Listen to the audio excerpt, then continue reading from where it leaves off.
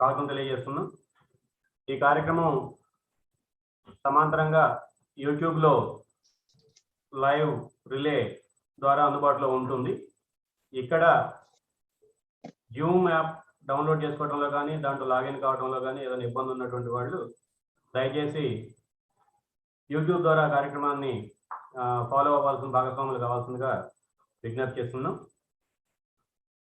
మనందరికీ తెలుసు ఈరోజు with your permission sir, Manu sir, let me start with Telugu and then come back to introduce you in English. Yeah. ఈరోజు మనందరికీ తెలుసు జనవరి 30వ తేదీ స్వాతంత్రం అనంతరం దేశం ఆధునిక భారత నిర్మాణం కోసం సాగించే ప్రయత్నాలు, మేధోమథనాలు, రాజ్యాంగ పరిషత్ ఒకవైపు, మరొక వైపున దేశ విభజన నేపథ్యంలో తలెత్తినటువంటి మారణ హోమం, నిరాశ్రయులు లక్షలాది మంది ఇటు నుంచి అటు అటు నుంచి ఇటు నిరాశ్రయులు కావటం, వాళ్ళందరికీ ప్రత్యామ్నాయ వెసులుబాటు చూపించాల్సినటువంటి బాధ్యతలు ప్రభుత్వాల మీద పడటం, ఇటువంటి తక్షణం దేశం ఎదుర్కొంటున్నటువంటి సమస్యల మీద పరిష్కారం కోసం ప్రభుత్వాలు, విధాన వ్యూహకర్తలు స్వాతంత్రోద్యమానికి నాయకత్వం వహించి అప్పుడే ఓ విజయాన్ని సాధించుకున్నాము అని చెప్పి సంతృప్తి వ్యక్తం చేస్తున్నటువంటి నాయకత్వం తలమునకలు అయి ఉంటే,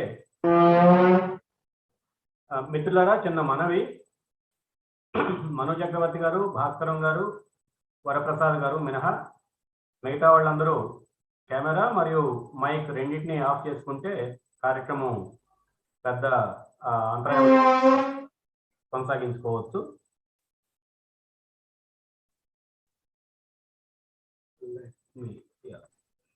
సో అటువంటి తరుణంలో దేశం అంతా రేపటి భారతదేశం ఎలా ఉండబోతోంది, రాజ్యాంగంలో ఏం రాయబోతున్నారు, ఎటువంటి హక్కులకి గ్యారంటీ ఇవ్వబోతున్నారు, ఆ హక్కులకి మనకి ఏ రకమైనటువంటి అవినాభావం మన జీవితాలని ఆ హక్కులు లేదంటే ఆ ప్రతిపాదిత రాజ్యాంగం, రాబోతున్నటువంటి రాజ్యాంగం ఏ రకంగా ప్రభావితం చేయబోతుంది అని ఆందోళన చెందినటువంటి సమయంలో ఆర్ఎస్ఎస్ భావజాలంతో ప్రేరేపితుడైనటువంటి గాడ్సే, ఆర్ఎస్ఎస్ కార్యకర్తగా ఉన్నటువంటి గాడ్సే మహాత్మా గాంధీని ఈ రోజున పొట్టన పెట్టుకున్నారు. భారతదేశం స్వాతంత్రం అమృతోత్సవాలని జరుపుకుంటుంది. మరో ఏడాది పోతే మహాత్మా గాంధీ హత్యకు సంబంధించినటువంటి 75వ జయంతిని కూడా జరుపుకోబోతుంది. ఇటువంటి సమయంలో గాంధీ గారి గురించి మనం ఈ తరం పాఠకులకు కానీ, వీక్షకులకు కానీ, ప్రేక్షకులకు కానీ తెలియజెప్పాలి అంటే, గాంధీ గారి గురించి చిన్నప్పటి నుంచి మనం పాఠాల్లో నేర్చుకున్నది, చదువుకున్నది సోషల్ సైన్స్ టెక్స్ట్లో కానీ, స్వాతంత్రోద్యమం పాఠ్యాంశంలో కానీ మనందరం తెలుసు. కానీ గాంధీని ఒక వ్యక్తిగానే మనం చూస్తున్నాం. గాంధీ ఆధునిక భారత నిర్మాతల్లో ముఖ్యమైనటువంటి పాత్ర పోషించినటువంటి వ్యక్తిగా ఆ ఆధునిక భారత రూపకల్పనకి దారితీసినటువంటి ఆలోచనలు, కార్యాచరణ, ఆయన కన్న కళలు, వీటన్నిటి గురించి కూడా పాఠకులకు పరిచయం చేయటం ఉత్తమం అని చెప్పి భావించాం. అందులో భాగంగానే ఈరోజు భారతదేశం ఎదుర్కొంటున్నటువంటి ప్రధానమైన సమస్య మనందరం చూస్తూ ఉన్నాం. రాజ్యాంగం అంటే అలా ఏమాత్రం పట్టింపు లేనటువంటి పాలకులు ఈరోజు అధికారంలో ఉన్నారు. పార్లమెంటు పట్ల కూడా జవాబుదారీతనం లేదు. చాలా విషయాలు చూస్తున్నాం. నిన్నటికి నిన్న ఎయిర్ ఇండియాని అమ్మటానికి పార్లమెంట్ ఆ సందర్భంగా ఒక 62,000 కోట్ల రూపాయలు కన్సాలిడేటెడ్ ఫండ్ ఆఫ్ ఇండియా నుంచి నిధులు ఖర్చు పెట్టడానికి వీలుగా పర్మిషన్ తీసేసుకున్నారు. పోనీ ఆ డబ్బులన్నీ ఖర్చు పెడుతున్నారు కాబట్టి ఎయిర్ ఇండియా బతికిందా అంటే అది లేదు. కేవలం 2,700 కోట్ల రూపాయల క్యాష్ ట్రాన్స్ఫర్ ద్వారా మొత్తం ఎయిర్ ఇండియా యాజమాన్యాన్ని టాటా సంస్థకి అప్పచెప్పారు. పత్రికలన్నీ prodigal son has return to his home అని చెప్పి రాశాయి. దారి తప్పిన యువకుడు తిరిగి వాళ్ళ ఇంటికి చేరుకున్నట్టుగా రాశారు. కానీ ఈ 75 సంవత్సరాల కాలంలో ఎయిర్ ఇండియా లాంటి ప్రభుత్వ రంగ సంస్థలని నిర్మించడానికి, వాటిని పటిష్టం చేయడానికి, భారత ఆర్థిక వ్యవస్థని ముందుకు తీసుకెళ్లడంలో ఒక కీలక పాత్ర పోషించే సాధనాలుగా వాటిని అభివృద్ధి చేయడంలో ఎన్ని లక్షల కోట్ల రూపాయల ప్రజాధనం వెచ్చించబడిందో వాటన్నిటిని మర్చిపోయి మనం గాంధీ గారిని ఎట్లయితే ఒక మనిషిగా చూసి ఒక వర్ధంతి ఒక జయంతికి పరిమితం చేస్తున్నామో, ఈ ఎయిర్ ఇండియా కానీ పబ్లిక్ సెక్టర్ అండర్టేకింగ్స్ ప్రభుత్వ రంగ సంస్థలన్నింటినీ ఒక కంపెనీలుగా చూసే స్థాయికి మన ఆలోచన రాను రాను తగ్గిపోతూ వస్తుంది. దిగజారుతుందని అనలేను, తగ్గిపోతూ వస్తుంది. అటువంటి సమయంలో గాంధీ గారి కృషి గురించి, గాంధీ గారి త్యాగం గురించి ఆలోచించాలి అంటే ఈరోజు భారతదేశం ముందు ఉన్నటువంటి సమస్యను కూడా అర్థం చేసుకునే ప్రయత్నం చేయాలి. ఆ దిశగా యువర్ అనంతమూర్తి గారు రాసినటువంటి పుస్తకం హిందుత్వ అంటే ఈ భారతదేశానికి ఏం కావాలి, హిందుత్వ రాజ్యం కావాలా, హింద్ స్వరాజ్యం, గాంధీ గారు ఆశించినటువంటి హింద్ స్వరాజ్యం కావాలా అన్న పుస్తకాన్ని పరిచయం చేయటం ఉత్తమమైనటువంటి పనిగా మేము మంచి పుస్తకం బృందం తరఫున భావించాం.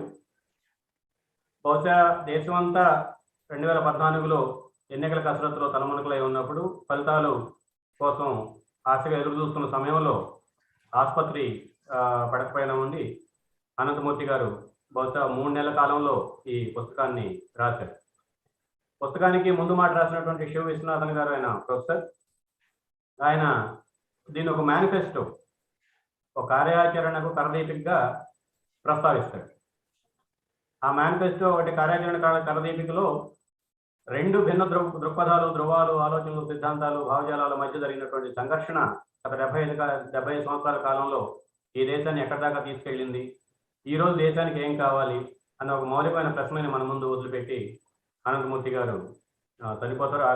2014 ఆగస్టులో ఆయన అనారోగ్యం తోటి మరణించారు. ఆయన మొదటి పుస్తకాన్ని కన్నడంలో రాశారు. అనంతమూర్తి గారి అల్లుడు వివేక్ షాన్బాగ్ గారు దీన్ని ఇంగ్లీష్లో తర్జుమా చేశారు. 2017లో ఇంగ్లీషు ప్రతి అందుబాటులోకి వచ్చింది.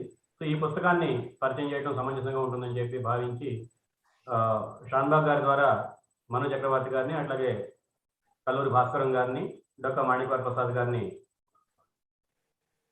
విజ్ఞప్తి చేశాం. వాళ్ళు ముగ్గురు నా ఈ కార్యక్రమంలో భాగస్వాములు అవడానికి అంగీకరించారు. I welcome Sri Manu Chakravarti ji. He has been a person of letters. More than to introduce in a professional seminar style, he is a properly qualified lecturer, served in graduated in English literature from Mysore University, and also he retired as professor of literature. He served in various capacities, and he presented more than 100 seminar papers on various aspects which are contingent part of literature, what we call in a broader manner. And he specialized in European classical literature, I believe. Welcome, Manu Chakravarti sir. Thank you. Thank you for honoring our request within a short notice. Thank you. Kalluri Bhaskaram గారు మనందరికీ సుపరిచితమైనటువంటి రచయిత, senior పాత్రికేయులు. ఆయన తాజాగా రాసినటువంటి రచన మహాభారతం మన చరిత్రే, ఉద్గ్రంథం. ఇప్పటిదాకా మనం భారతం గురించి చదువుకున్నటువంటి కథలు, కథనాలు, వాటన్నిటినీ ఒక కొత్త కోణంలో ఎలా చూడాలి అనే దానికి రోజువారీ మన సాంస్కృతిక జీవితం నుంచి వస్తున్నటువంటి అనుభవాలని ప్రస్తావిస్తూ అక్కడి నుంచి కథని నేరేట్ చేయటం మొదలుపెట్టి ఒక అద్భుతమైనటువంటి పుస్తకాన్ని తెలుగు పాఠ్యలోకానికి అందించారు. అట్లాగే ఐ రిక్వెస్ట్ మనం డాక్టర్ మాణిక్వర్ ప్రసాద్ గారు, let me introduce him by. ఆయన మాజీ మంత్రి, ఉమ్మడి ఆంధ్రప్రదేశ్లో మంత్రిగా పనిచేశారు. గ్రామీణాభివృద్ధి శాఖలో, విద్యాశాఖలో కూడా మంత్రిగా పనిచేశారు. తర్వాత ఇప్పుడు ఆంధ్రప్రదేశ్ శాసన మండలి లెజిస్లేటివ్ కౌన్సిల్లో మెంబర్గా కొనసాగుతున్నారు. గుంటూరు కేంద్రంగా గాంధీ ఆశ్రమం ఒకటి స్థాపించి గాంధీ కృషి, స్వాతంత్రోద్యమంలో గాంధీ కృషి, గాంధీ విలువలు, వీటిని ప్రచారం చేయడం కోసం ఒక బృందంతో కలిసి ఆయన కృషి చేస్తూ ఉన్నారు. తెలుగునాట గాంధీ బాట, మహాత్మా గాంధీ గారు ఆంధ్రప్రదేశ్లో స్వాతంత్రోద్యమంలో భాగంగా ఆంధ్రప్రదేశ్లో పర్యటించినటువంటి అన్ని సందర్భాలకు సంబంధించిన సమాచారాన్ని, సమగ్ర సాహిత్యాన్ని సేకరించి తెలుగునాటి గాంధీ బాట పుస్తకాన్ని ప్రచురించే ప్రయత్నంలో నిమగ్నమై ఉన్నారు. డాక్టర్ మాణిక్య ప్రసాద్ గారికి స్వాగతం. దీస్ ఫ్యూ వర్డ్స్, ఈ కొద్దిపాటి పరిచయ వాక్యాలతోటి I request Manu Chakravarti sir to take over the floor. He will be speaking for 45 minutes and followed by Manu Chakravarti sir. Bhaskaran garu will take the floor. In the closing of the seminar, Manikya Prasad garu will present his understanding of the current situation in Gandhi. ఈ ముగ్గురు presentations అయిపోయిన తర్వాత ప్రేక్షకులకి, వీక్షకులకి ఓపికను బట్టి ప్రశ్నలు వస్తే మన వక్తలు ఆ ప్రశ్నలు కూడా సమాధానం ఇవ్వడం కోసం సిద్ధమవుతారని చెప్పి తెలియజేస్తూ I request Manu Chakravarti sir, please. Yes, thank you so much. In fact, I'll try to make a very conceptual presentation of what Anandmurthy tries to argue for and against. It's an argument for a certain position, and it's also an argument against a certain position. So I will try to present it in a conceptual form, and it's rather quite significant that we are doing it today, January 30th. We know the significance. In fact, the whole text was written just before he passed away in Kannada, and of course translated later, posthumously published. In fact, we must regard this text as the final testament. In fact, the word manifesto has been used, but I regard it as a testament by one of India's finest creative writers. In fact, we should also read this text as the culmination of an intellectual's moral journey, the final point of an intellectual's moral journey, which was always marked by a deep commitment to certain ethical values and principles that could not be contested by anybody. In fact, in the context of the violently turbulent phase that our culture and our society has entered, and this happened when Anandmurthy was during the final lap of his last run in life. Now, it was a matter of agony, of depression for Anandmurthy. Now, it was an experience of great pain and suffering. When all that a creative writer, as a socialist, as a public intellectual, had lived for, had represented, he lived to see the final days of his life when all these things were being demolished systematically. And therefore, it became necessary for Anandmurthy, because I've read several drafts of this in Kannada. In fact, I think this text should be seen as a glorious testimony to this writer's very sacred and dedicated commitment to a moral vision of humankind located in India, but a commitment to humankind, and that transcends bigotry, hatred, vengeance, and animosity, especially animosity produced by communal attitudes, and communal attitudes fostered by extreme nationalist prejudices, attitudes, positions.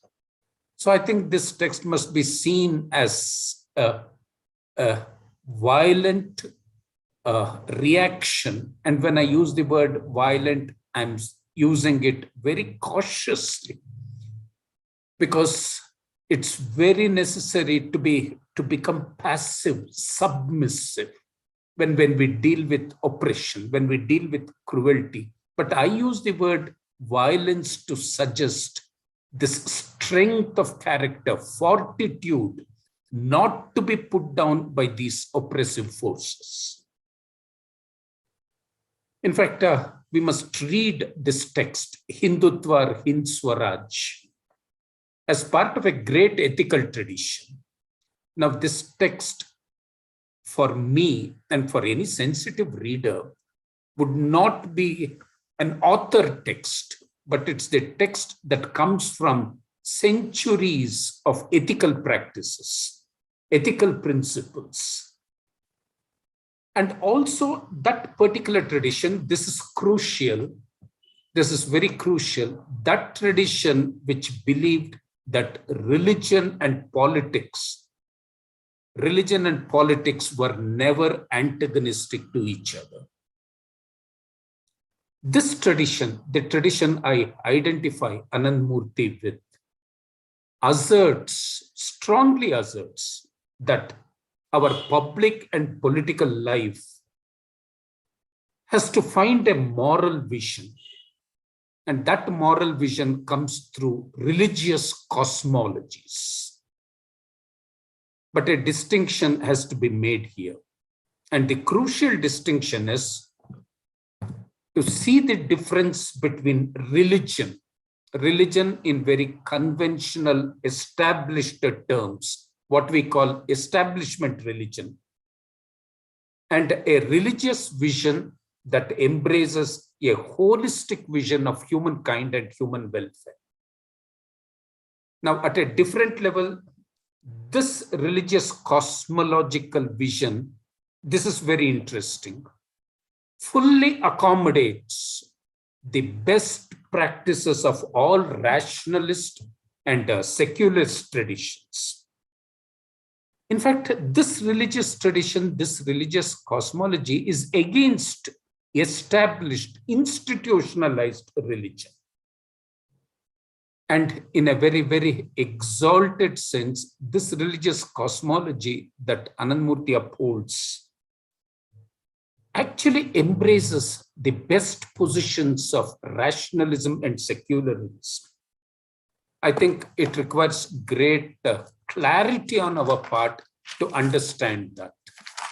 And most myopic, narrow-minded rationalists and secularists do not understand this.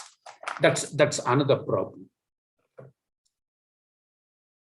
The other point is, this text is, it appears to be, and it indeed is, a discussion on two figures and their texts, Gandhi and Savarkar, and their approaches, and these approaches as they come through their texts, especially Gandhi's text, Hind Swaraj. But we need to extrapolate many ideas out of this. In fact, issues concerning religion, nationalism, and very crucially, issues concerning the corporate world. In fact, the single world economic order strongly advocated by global capitalism, and in the name of progress, development, growth, these are centrally important to the text.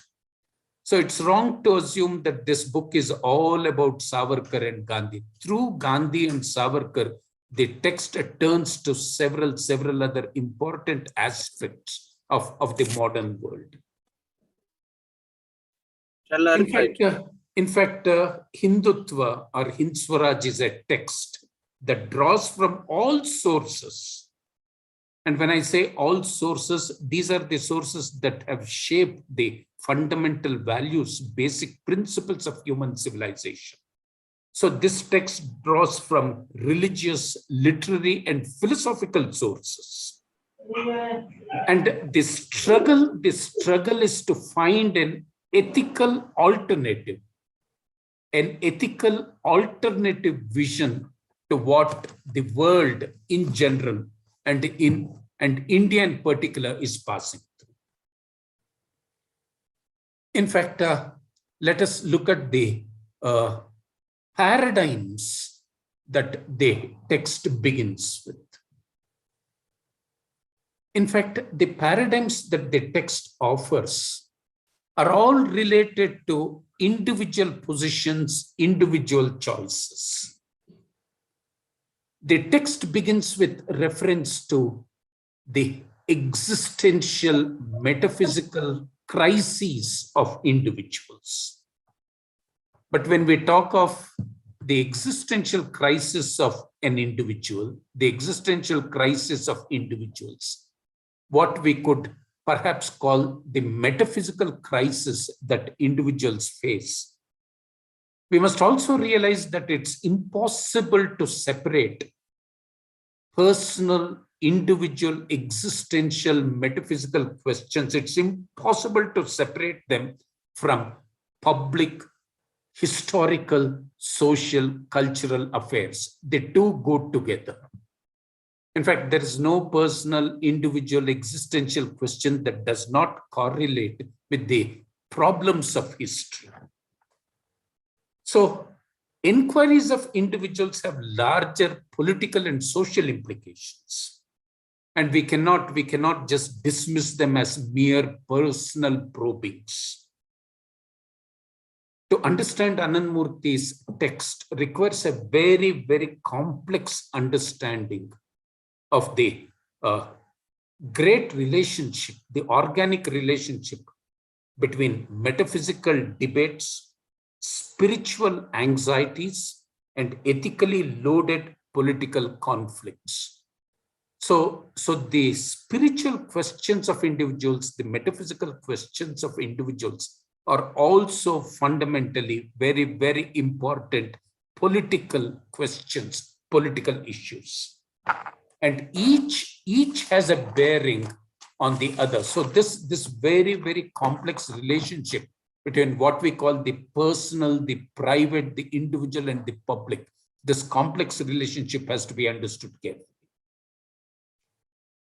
In fact, there are a couple of juxtapositions, and we need to understand why Anandmurti operates through these juxtapositions. And each juxtaposition should be understood as a specific example, concrete specific example that comes from a very concrete specific situation. And therefore, Anandmurti's text avoids simplifications, gross generalizations, and very trivial judgments. So it's with great sophistication that Anandmurti builds his arguments. Now let's look at the examples. Let's look at the specific illustrations that Anandmurti offers us. Anandmurti begins with a reference to the Bible and the question that Job asks of God. Within the religious framework, Job raises ethical questions, not sparing God, because as somebody who had absolute faith in God, followed God's will, Job's lot was to suffer, to go through enormous misery. So Job asks certain questions. What we must recognize is that even within the religious framework, there are interrogations in relation to God. The will of God, the ways of God are questioned. And of course, we do know that Carl Jung, the great cultural psychologist, wrote a text calling Answer to Job. We must remember that text, but this is not the time to go into all these details. But Jung answers Job, and this gives another dimension to this issue. In fact, what is important is, this is crucial. Jung makes it clear that we must humanize God. To humanize God so that God understands the sufferings of human beings. God is not to be understood purely through abstract thought, through abstract reasoning. So if we grant God a human body. I will come to this towards the end of this presentation because we have another sense of God. Now, this is the anthropomorphic God, but God to get an ethical vision. How would God understand man's suffering, the suffering of human beings?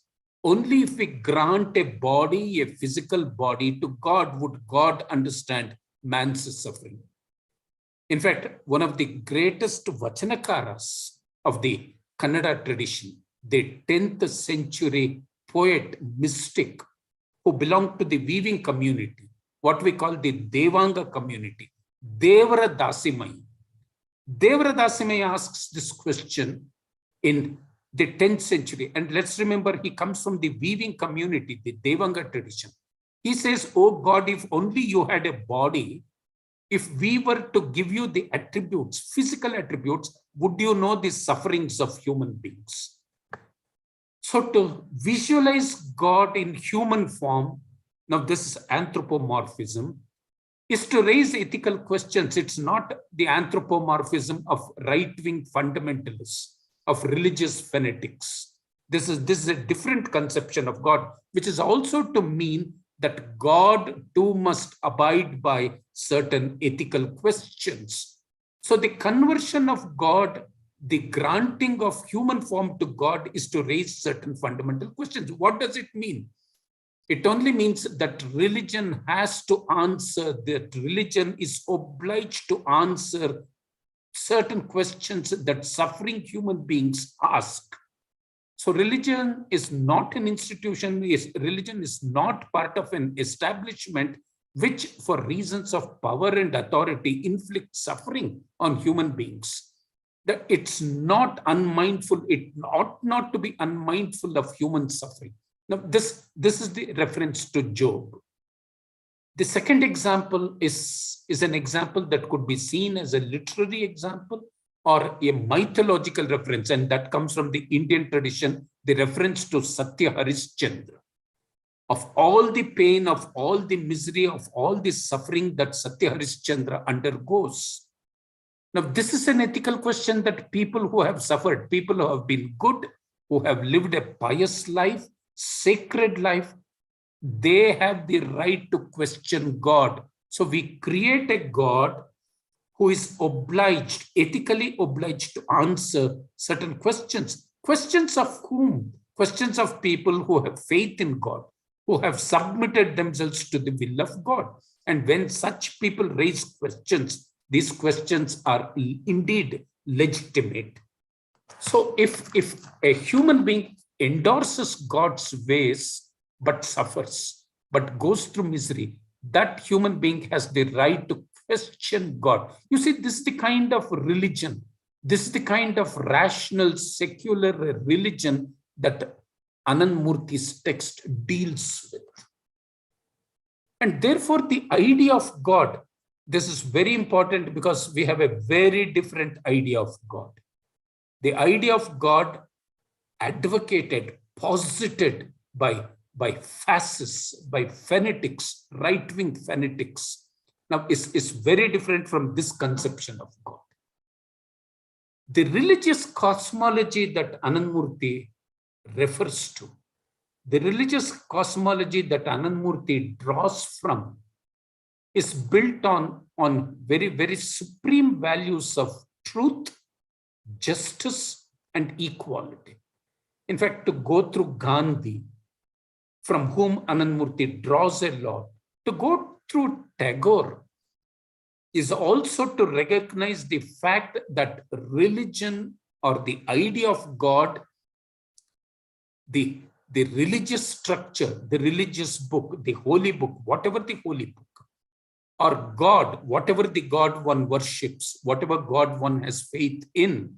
Now, these two must really address the fundamental, the basic existential questions of human beings. And that is why you see a figure like Jesus Christ becomes important to Gandhi. So when we turn to Job, to Satya Harishchandra, through them, Anandmurti's text, and of course, through Gandhi, comes to the figure of Jesus Christ.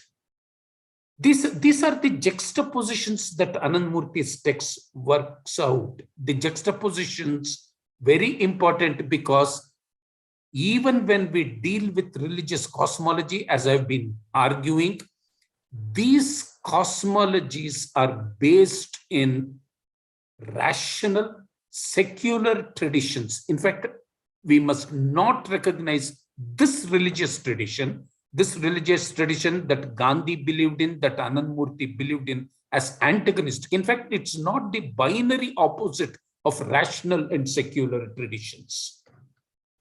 Look at the other example that Anandmurti gives us. And here he turns to a literary text. And here begins the actual argument. The literary text that Anandmurti turns to is Dostoevsky's Crime and Punishment. Crime and Punishment, and the central figure, the protagonist of Crime and Punishment, Raskolnikov. It's a very, very complex argument. A philosophical tradition, a historical tradition, and a political tradition is foregrounded when Anandmurti makes a reference to a literary text. Raskolnikov kills an old woman, accidentally murders her sister in the name of truth and justice, because the old woman is a money lender, a pest, a parasite, and therefore she has to be killed to cleanse society, to purify society.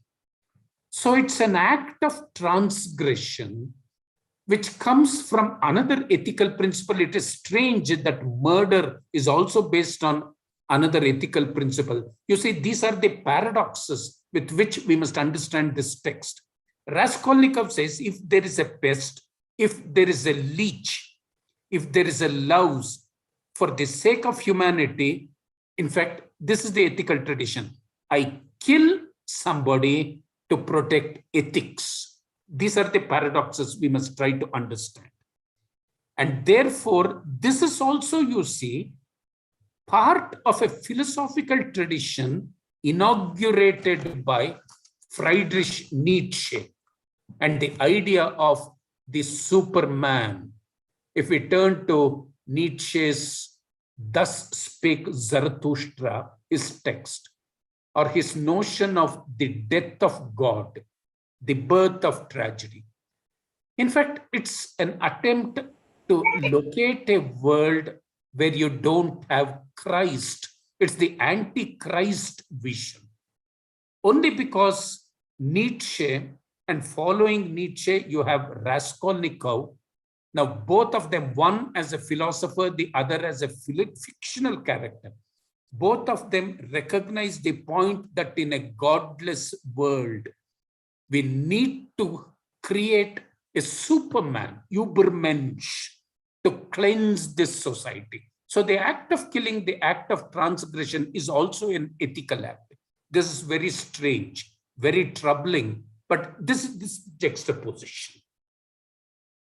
And therefore, we must understand that certain very subversive ideas emerge in Anandmurti's text. It is not a straight, simplistic text dealing with a very, very simplistic kind of moral scheme. It is not so at all. But let's also look at the other philosophical foundations of Anandmurti's text. And when we look at the other philosophical foundations, we must realize that this was Anandmurti's resistance to what he saw in 2014, the inauguration of the new regime. The coming of 2014 meant that India had entered a very turbulent, violent phase. And 2014 is important for Anandmurti because it is the incarnation of two figures, Savarkar and his follower Godse. Let me repeat it. 2014 is a great turning point in during our times, because when the new regime was inaugurated in 2014, it also meant a resurrection of the cult of Savarkar. And therefore, Savarkar becomes important, Godse becomes important. We'll go to Savarkar and Gandhi a little later. But let us look at Anand Murthy's major thesis. I will sum it up in the form of points. For 2014 is a great symbolic phase. What does it mean? One, that Jesus and Rabindranath Tagore and Gandhi had a notion of inner morality. Inner morality. The point is that they saw evil as located within oneself. This is crucial to our understanding of politics. Evil is not outside me. Evil is not outside the human being, but evil is within oneself. So this was the kind of politics, this was the kind of culture, society, ethical order that Jesus, Gandhi, Tagore believed in. And this is centrally important for Anand Murthy. And therefore, it's an inevitable duty, it's an imperative, ethical imperative for the human being to look at evil within oneself. 2014 is a turning point because you locate evil outside. You create an enemy. You create the notion of outsiders, that there are enemies who have come from outside. And the enemy is not within oneself, but the enemy is outside. So you will have to kill, destroy the enemy. This is the subversion of ethical politics. This is the destruction of ethical politics in India. And 2014 is centrally important because without remorse, without repentance, in an unapologetic manner, India began to identify its enemies, its outsiders, and the great shout, trumpeting without any sense of shame to say the outsiders shall be destroyed. The outsiders will have to be eradicated. You know, this is the reason why Anand Murthy made this statement, I do not wish to live in this India. He was made fun of, castigated. Some sent him tickets to go to Pakistan, ridiculed. And when he died, sweets were distributed as sweets were distributed when Gandhi was killed. Crackers were burst. You had glorious fireworks to celebrate Anand Murthy's death. So you see, 2014, almost a decade now, marks the loss of this recognition that I must find evil within myself and not try to find evil outside.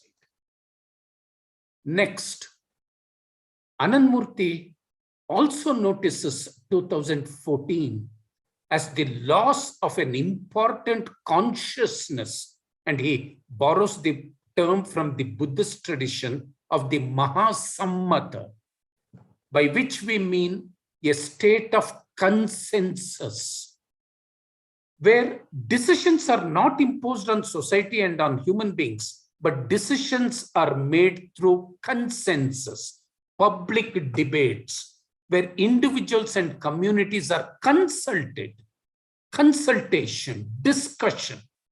So the arrival of 2014 also means for Gandhi the liquidation of public debate, discussion. So you have a pyramid-like structure, somebody sitting at the top, and everybody has to obey the will of that person. So the cult, the phase of cult building, celebrating culthood, shall we say, begins. And therefore, the destruction of the idea of, very central, the idea of the commons, the tradition of commons, the Mahasammata. Most important is, this was also the phase, of course, we have to go back to the 1990s, but 2014 is also a great, great consolidation of the phase of globalization. I repeat again, 1990, the 1990s, we saw the advent of globalization. 2014 is when you have official state sponsorship as far as the corporate world is concerned. So two forces converge. The force, the power, the authority of the corporate world, and the force, authority of the corporate world reinforces the power and authority of the political state. So we have entered the phase of religious nationalism. We have also entered the phase of corporate nationalism. So the last 10 years have seen the confluence of religious corporate nationalism. Now, this understanding of economics is central. It was central to Gandhi, and it again becomes central to Ananthamurthy. Now, turning to discourses, let's all look at the discourses of the last 10 years. The discourses on Indian politics. In fact, Ananthamurthy points out that the dominant tendency in Indian society, especially this middle class society, is, and of course, this started happening, these discourses started emerging just before the fall of the Babri Masjid. So it's a new kind of a political discourse. And just before the fall of the Babri Masjid, the fall of the Babri Masjid was an event, a particular event. But there were discourses surrounding that fall. There were discourses surrounding that particular event. And these discourses were to celebrate the Kshatriya Dharma, valor, aggression. And Kshatriya Guna was seen as central to Hindu society, Hindu Rashtra. In fact, even today we notice governance, good governance that promotes the welfare of human beings. Good governance is not our concern. It's not at all a criterion. Let's look at all our discourses, cultural discourses, political discourses. We notice that nobody is talking of bad governance or good governance. Governance is a very serious issue. Our lives are determined by the kind of governance we have. But we are talking of power. We are talking of authority. We are talking of national sovereignty, national security, and our prime concern is with nationalism. Nationalism, which of course is nothing other than the strong urge to build a singular Hindu Rashtra. And therefore for Ananthamurthy, it is not just enough to talk of the corporate world. It is not enough just to talk of our political state. We must also reflect on the state of society, what we could call our social consciousness, dominated by these values of a Kshatriya Dharma. Uninhibited, open, unapologetic, no remorse, no repentance, and to say, we shall exhibit our Kshatriya Dharma, because Kshatriya Dharma is essential in the face of an enemy, in the face of an outsider. You know, again, Ananthamurthy's thesis, I have made 3 points now. The 4th point is, this is very important. In fact, towards the end of his life, in Kannada, Ananthamurthy wrote a textbook called Matu Sota Bharata. Matu Sota Bharata. where the word has been lost, has been defeated, and by the word he means the truth. India has lost its word of truth, word of honor. The point here is Anand Murthy's attack is equally against this society, the collapse of truly liberal values and the silence, the oppressive silence of the middle class, including the middle class so-called liberal individual. And of course, the pathetic state of the so-called opposition parties, centrist or leftist parties, that no voice has emerged to contest the shout, the howl, the scream of those who talk of violent Hindu Rashtra. In fact, one of the most profound remarks that Anand Murthy makes in this context is to hold each one of us is responsible. He says I'm saying the last 10 years, but Anand Murthy in 2014 said the last 10 years. So it makes it 20 years now in 2020. The loss of personal accountability. None of us holds oneself accountable to what's going on in the world. It's always the other. There is no attempt to own up personal responsibility. So India is going through a phase where we as members of a society and each one of us as an individual does not enter the realm of personal responsibility, the collapse of personal ethics. All these in Anand Murthy's opinion are reasons to look at the reincarnation of Savarkar. This is the new incarnation of Savarkar. And the rise of Savarkar is not an accident. The rise of Savarkar is central to the choices all of us have made. Therefore, the fall of the Babri Masjid, 2014, becomes central paradigms for Anand Murthy. And let me repeat, the rise of Savarkar, the resurrection of Savarkar is not accidental. In fact, Anand Murthy's argument is all of us, including the socialists. In fact, Anand Murthy is unsparing when it comes to the socialists.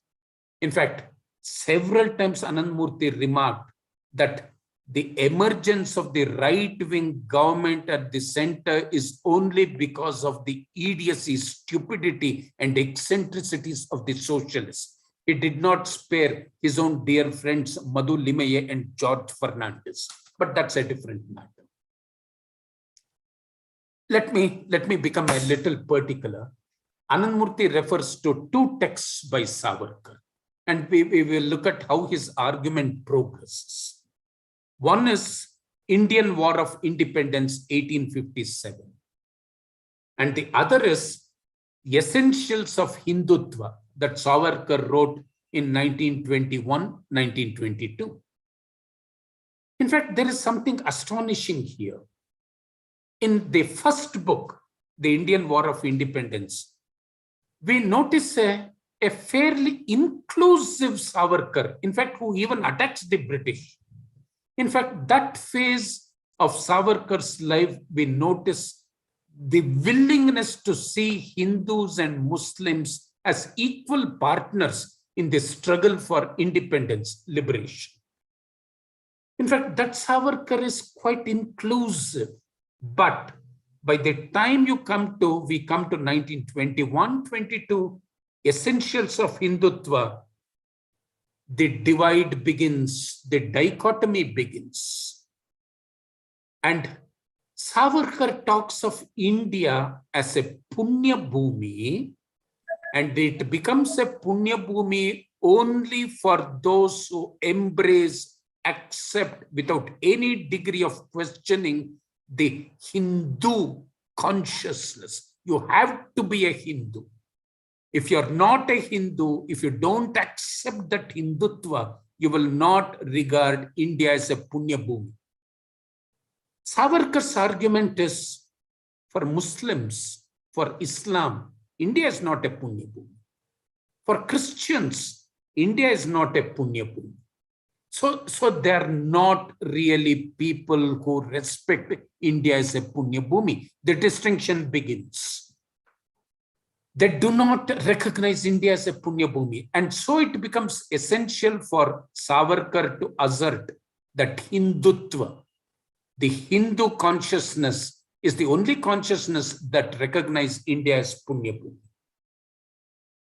And you begin to notice that there is a rejection. When we come to 1921-22, there is a rejection of the inclusiveness of cultures. And what is central for Savarkar is the Kshatriya Dharma, masculinity. So masculinity is the only virtue, and this Hindu Rashtra, Hindutva, must be built on the principles of Kshatriya Dharma. So a gendering has taken place. The nation is gendered. And it's also the attempt to give I mentioned it at the beginning, it's also the attempt to give a human face to God. As we have seen, Rama, Lord Rama, Kodanda Rama. Now, this human face of Rama is very different from the human face that Devara Dasimaya gave God, wanted God to have, or the human face that Jung and Job wanted God to have. This is not just anthropomorphism. This is the anthropocentric, where the human being becomes more important, but you use God to assert your self-importance. These are the distinctions. In fact, Savarkar argues, and this is the reference in Anandmurti's text, argues that it is the Hindu's natural right, invoking the principles of natural right, to be aggressive, to adopt aggressive postures, attitudes. And it is these aggressive postures and attitudes that are going to bring progress, development, and growth to a nation built on the vision of Hindutva. This is rapine, which means you plunder, you loot, you expand. This is Western expansionism. And this is the point to remember, that Savarkar was indeed a secularist, as Jinnah was. You see, these are the contradictions that we need to understand. Those who were truly religious did not advocate violent, aggressive religious practice. Those who were secular, those who were rationalists, were the ones who talked of violence, bloodshed, and they were the ones who talked of two nations. This, of course, leads us to the story of partition. That's a different matter. And for these people, especially for Savarkar, and later on his disciple Godse, the inclusive nature, when Gandhi embraced Muslims, Islam, Christianity, identified himself with God. In fact, for Godse, smothered by the rhetoric of Savarkar. In fact, it was the rhetoric, Savarkar's rhetoric, that killed Godse's consciousness. Gandhi appeared to be anti-Hindu, pro-Pakistan, pro-Islam, pro-Muslims, and therefore Gandhi, if we read Godse's confessions, the statement that Godse made after assassinating Gandhi, he says, I may be hated for my act. People may hate me for my act, but posterity will remember me as somebody who killed Gandhi to save the nation. You see, already when we go back to 1948, when Godse assassinated Gandhi, at a prayer meeting, falling at his feet, seeking his blessings and then shooting him down.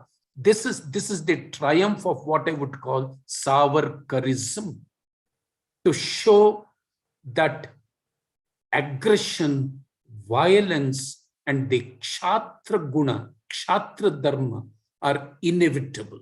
These are of paramount importance. And therefore, the notion of a Punya Bhumi is not built on inclusivity, is not built on looking at oneself, is not built on introspection, self-examination, but is built on a certain imagined history, constructed history, where you create history, where you build history to say, India has gone through shame for centuries.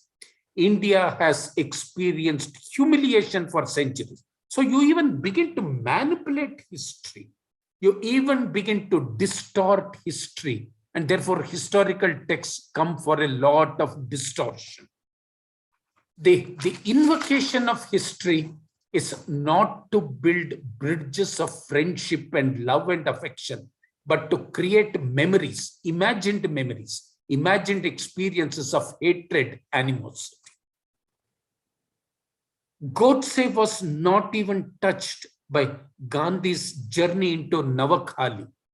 In fact, Gandhi was trying to reassure Muslims, to heal. Gandhi was acting as a healer, to heal the wounds. He did not celebrate independence staying in Delhi. For Gandhi to heal, to give reassurance to a community that was passing through great insecurity, was an ethical act. But guided by Savarkar, Godse saw this as an anti-Hindu, anti-Indian, pro-Muslim, pro-Pakistani gesture. And the fact that Gandhi would turn to the Gospels, especially the Gospel according to Saint Matthew, Ignatius Loyola, or the others, was seen as a blot on the pure spirit of Hinduism. So for Ananthamurti, now if we read the text carefully, it becomes very important to imagine an India, and this is what brought about all kinds of attacks on him. For Gandhi, a Jesus was centrally important. The compassion of Buddha was vitally important. And Anandamurti openly declared that he did not want India to follow, to worship a Kodanda Rama, the warrior Rama. And this angered, the right-wing fellows who called him all kinds of names. So what is important for us as we read through Anandamurti's text is to recognize the fact that for Ananthamurti, and in the rich tradition of Gandhi, Tagore, vitally important for the future of India, if India is to have, to imagine, whether it's going to have or not is a different matter. If India is going to imagine a different future, its ethical imagination has to change. Its ethical consciousness will have to assert itself. And that ethical consciousness is built on the understanding that each religion has to evolve with and through other religions. The belief being, as it was Gandhi's belief, which is Anandamurti's belief, that including the Hindu religion, no religion anywhere in the world can evolve on its own. The becoming of a religion is dependent on how much it borrows, gives, the transactions, the negotiations it establishes with other religions. And therefore, for Gandhi, the final choice for India will have to be between Savarkar and Gandhi, between Savarkar's notion of Hindutva and Gandhi's notion of Hind Swaraj. and Gandhi's notion of Hind Swaraj to go by Gandhi's statements. I will just give two statements. And this is the statement that continues to provoke all right-wing fascists. At one stage, Gandhi said, I cannot be a good Hindu unless I am a good Christian and a good Muslim at the same time. I cannot think of my purity as a Hindu unless I embrace the virtues, the values of Islam and Christianity. The second statement with which I shall end my presentation is when Gandhi modified his statement. When Gandhi began by saying God is truth, but towards the end of his life, Gandhi began saying truth is God. And therefore, there is no truth that is below God. In fact, all the gods of the world also have certain truths to uphold. And unless truths, and these truths related to inviolable principles of equality and justice. Truth again is not abstract. It's not an abstract thought. It has to be based on human existence. And the notion of truth is verifiable, easy verifiable when we relate it to human existence, how humanity exists, what the challenges are for human beings, for individuals and for communities. And therefore, for Gandhi to say truth is God is actually a violent contradiction of those people who impose upon us an idea of God, a humanized God, but that humanized God is powerful, militant, and induces in us this element of kshatra, the kshatra consciousness. And the kshatra consciousness cannot be legitimized without an enemy, without an opponent. So to protect your dharma, you have to create, recreate, recreate your enemy and your opponent. Now, these are the binaries that Anandamurti, in a very, very anguished manner, was trying to foreground us just before he passed away. The whole text was written when he was ill, very seriously ill, critically ill, but he managed to finish it. And that's why I began by saying it's a testament. It's not even an ideological manifesto. It's a testament of truth. And the text is a testimony to Anandamurti's position, commitment, dedicated commitment to an India built on love and compassion and not built on the destructive, divisive values of a kshatra consciousness. Thank you so much. I shall stop here. Thank you very much, sir. You made the day by bringing, expanding the canvas of what actually Anandamurti sir had taught, learned, lived through by presenting this text. Before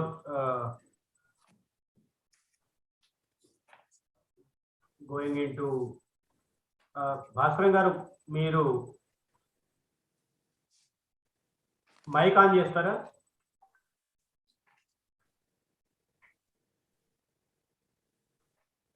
Bhaskaran గారు మీరు mic on చేయాలి.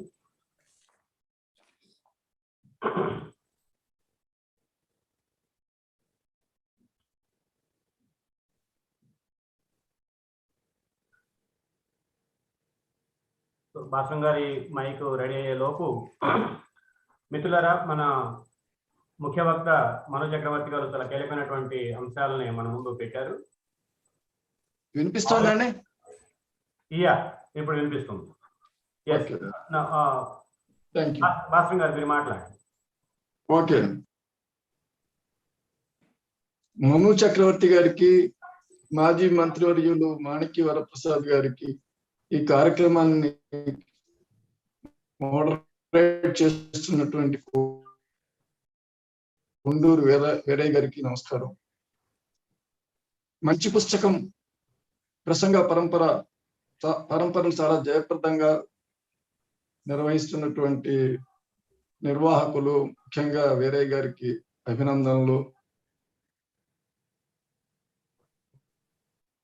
VR Ananthamurthy గారి ఈ పుస్తకం హిందుత్వ are Hindu మాట్లాడే అవకాశం నాకు ఇచ్చినందుకు ప్రత్యేకించి ధన్యవాదాలు.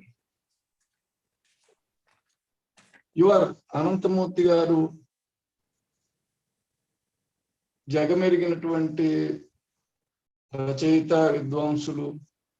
ముఖ్యంగా 2014లో కేంద్రంలో నరేంద్ర మోడీ నాయకత్వంలో బీజేపీ అధికారంలోకి వచ్చినప్పటి నుంచి వారు ఎలా వివాదాస్పదవడం, తర్వాత వారి మీద జరిగినటువంటి విమర్శల దాడి, దూషణలు, ఇవన్నీ ఇందాక మను చక్రవర్తి గారు కూడా తన ప్రసంగంలో ప్రస్తావించారు. ఆయన హృదయ మనస్తాపంతోనే, తీవ్ర పరితాపంతోనే ఆయన చివరి రోజులు గడిచాయని చెప్పచ్చు. అనంతమూర్తి గారి పుస్తకం హిందుత్వ ఆర్ హిందూ స్వరాజ్ అనేది మంచి పుస్తకం, నిస్సందేహంగా మంచి పుస్తకమే. దాంతోపాటు గొప్ప రెలవెన్స్ ఉన్నటువంటి ఆలోచనలను రేకెత్తించేటటువంటి పుస్తకంగాను, అనేక కోణాల నుంచి పరిశీలించి చర్చించవలసినటువంటి పుస్తకంగాను నేను భావిస్తున్నాను. ఆ రకంగా దాన్ని మంచి పుస్తకం అని చెప్పి నేను అంటాను. అనంతమూర్తి గారు ఇందులో ఈ పుస్తకంలో వేసుకున్నటువంటి ప్రణాళిక, అది నిజంగా ప్రజెంట్ కాంటెస్ట్, అంటే ఆయనకి ఏదైతే ఏ కాంటెస్ట్, ఇందాక మను చక్రవర్తి గారు చాలా విశదంగా చెప్పారు. 2014 ఎలా టర్నింగ్ పాయింట్ అయింది, ఆ తర్వాత ఒక గ్రేట్ సింబాలిక్ ఫేజ్ ఎలా అయింది అనేది చాలా విశేషంగా చెప్పారు, చాలా వివరంగా చెప్పారు. ఆ తర్వాత అనంతమూర్తి గారి ఫిలసాఫికల్ ఫౌండేషన్స్ ఈ పుస్తకంలో, అలాగే మోరల్ ఫౌండేషన్స్ ని చాలా అద్భుతంగా ఎక్స్ప్లెయిన్ చేశారు. ఈ 2014ని to locate enemy outside అంటారు.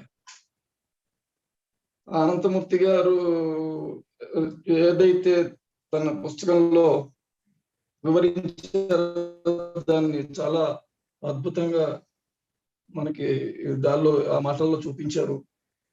ఇది నేను దీనిని ఎలా చూస్తానంటే, ఫిలసాఫికల్ ఫౌండేషన్స్ అనే యాంగిల్లో కాకుండా నాకు ఇష్టమైనటువంటి చారిత్రక దృక్కోణం నుంచి నాకు ఈ పుస్తకాన్ని పరిశీలించాలనే కుతూహలం కలుగుతుంది. ఎలాగంటే, అసలు దీనికి సంబంధించినటువంటి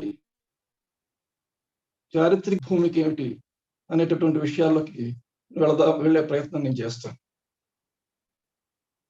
నిజానికి ఈ స్వస్థాన